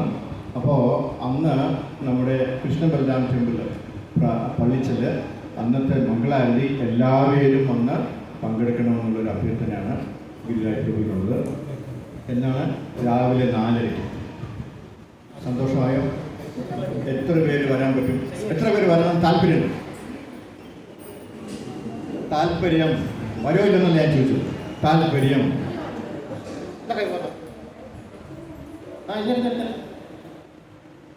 വെഴിഞ്ഞു. എൻ്റെ കൈ പോകട്ടെ. എത്ര പേർക്ക് താല്പര്യം? കണ്ടില്ല, കാര്യമൊന്നും കണ്ടില്ല. ഞാൻ വരുമെന്നല്ല ചോദിച്ചത്, താല്പര്യമുണ്ടോയെന്നാണ് ചോദിച്ചത്. ഭഗവാനെ കാണാൻ താല്പര്യമുണ്ടോയെന്ന്. രാവിലെ 4:00. എന്താ ദിശെന്നറിയോ? ഉറക്കെ വിളിക്കാൻ ഞാൻ പറഞ്ഞില്ലല്ലോ, കൈവക്കാനല്ലേ പറഞ്ഞു. ഹരേ കൃഷ്ണ. കഴിയുന്നിടത്തോളം എല്ലാവരും വരാൻ ശ്രമിക്കുക. നിങ്ങൾക്കറിയില്ല അതിൻ്റെ ബ്ലിസ് എന്താണ്, അല്ലേ? എത്ര ദുഷ്ടനാണെങ്കിലും ആ ദിവസം ആ മംഗളാരതി സമയത്ത് ഭഗവാന്റെ ഫ്രണ്ടിൽ വന്നു കഴിഞ്ഞാൽ നമ്മുടെ മനസ്സിലുള്ള എല്ലാ ആഗ്രഹങ്ങളും ഭഗവാൻ സാധിച്ചു തരും. അത്രയും മേഴ്സിഫുള്ളാണ് ആ സമയത്ത്, അല്ലേ? ഞാൻ അതിനു വേണ്ടി പറയുന്നതല്ല, അത്രയും മംഗളമായിട്ടുള്ള ഒരു മുഹൂർത്തമാണ് മംഗളാരതി എന്ന് പറയുന്നത്. അതുകൊണ്ട് എല്ലാവരും വന്ന് ആ ഭാഗ്യത്തിൽ പങ്കുചേരാൻ ശ്രമിക്കുക, അല്ലേ? അന്ന് വന്നില്ലെങ്കിൽ വേറൊരു ദിവസം, അല്ലേ? പ്രഭു പറയുന്നത് എല്ലാവരും കൂടെ വന്നാൽ അന്ന് വളരെ ബ്ലിസ്സായിരിക്കും. വരുന്ന ശനിയാഴ്ച, അല്ലേ? 19. ഹരേ കൃഷ്ണ. ഹരേ കൃഷ്ണ. ഇന്ന് ഇവിടെ 2 ട്വിൻസ് ഉണ്ട്, ബർത്ത്ഡേ ആഘോഷിക്കുന്ന. അവർക്കൊന്ന് ഫ്രണ്ടിലോട്ട് വരാമോ? അവിടെ ഭയങ്കര ബിസി ആയിരിക്കും അവർ. Hare Krishna. Hello, Hare Krishna. Pavitra Kishori, please come to the stage. മാലജി, അവരെ ഒന്ന് ഫ്രണ്ടിലോട്ട് കൊണ്ടുവരാൻ പറ്റുമോ? പ്രഭു ഇവിടെ ആയിരിക്കും. ഹരേ കൃഷ്ണ. ഇന്ന് അവരുടെ പിറന്നാളാണ് അല്ലേ മാലജി? പിറന്നാളാണ്. ഇന്നലെ ആയിരുന്നു. നമുക്ക് വേണ്ടി അത് ഇന്നലേക്ക് മാറ്റി വെച്ചിരിക്കുക. Very good, thank you so much. അപ്പോൾ അവരുടെ വകയാണ് ഇന്നത്തെ പ്രസാദം. അപ്പോൾ നമുക്ക് അവർക്ക് രണ്ടുപേർക്കും വേണ്ടിയും പ്രത്യേകിച്ച് അവരുടെ ഫാമിലി അല്ലേ, വളരെ ബ്ലിസ്ഫുൾ ആയിട്ടുള്ള ഫാമിലിയാണ്. അവർക്ക് എല്ലാവർക്കും വേണ്ടി നമുക്ക് 3 പ്രാവശ്യം ഹരേ കൃഷ്ണ മഹാമന്ത്രം പറയാം. ഹരേ കൃഷ്ണ കൃഷ്ണ കൃഷ്ണ ഹരേ ഹരേ, ഹരേ രാമ രാമ ഹരേ ഹരേ, ഹരേ കൃഷ്ണ കൃഷ്ണ കൃഷ്ണ ഹരേ ഹരേ, ഹരേ രാമ രാമ രാമ ഹരേ ഹരേ, ഹരേ കൃഷ്ണ കൃഷ്ണ കൃഷ്ണ ഹരേ ഹരേ, ഹരേ രാമ രാമ രാമ ഹരേ ഹരേ, ഹരേ കൃഷ്ണ കൃഷ്ണ കൃഷ്ണ ഹരേ ഹരേ, ഹരേ രാമ രാമ രാമ ഹരേ ഹരേ, ഹരേ കൃഷ്ണ കൃഷ്ണ കൃഷ്ണ ഹരേ ഹരേ, ഹരേ രാമ രാമ രാമ ഹരേ ഹരേ, ഹരേ കൃഷ്ണ കൃഷ്ണ കൃഷ്ണ ഹരേ ഹരേ, ഹരേ രാമ രാമ രാമ ഹരേ ഹരേ. ഹരേ Krishna. Thank you so much Prabhu. Hare Krishna. Happy birthday.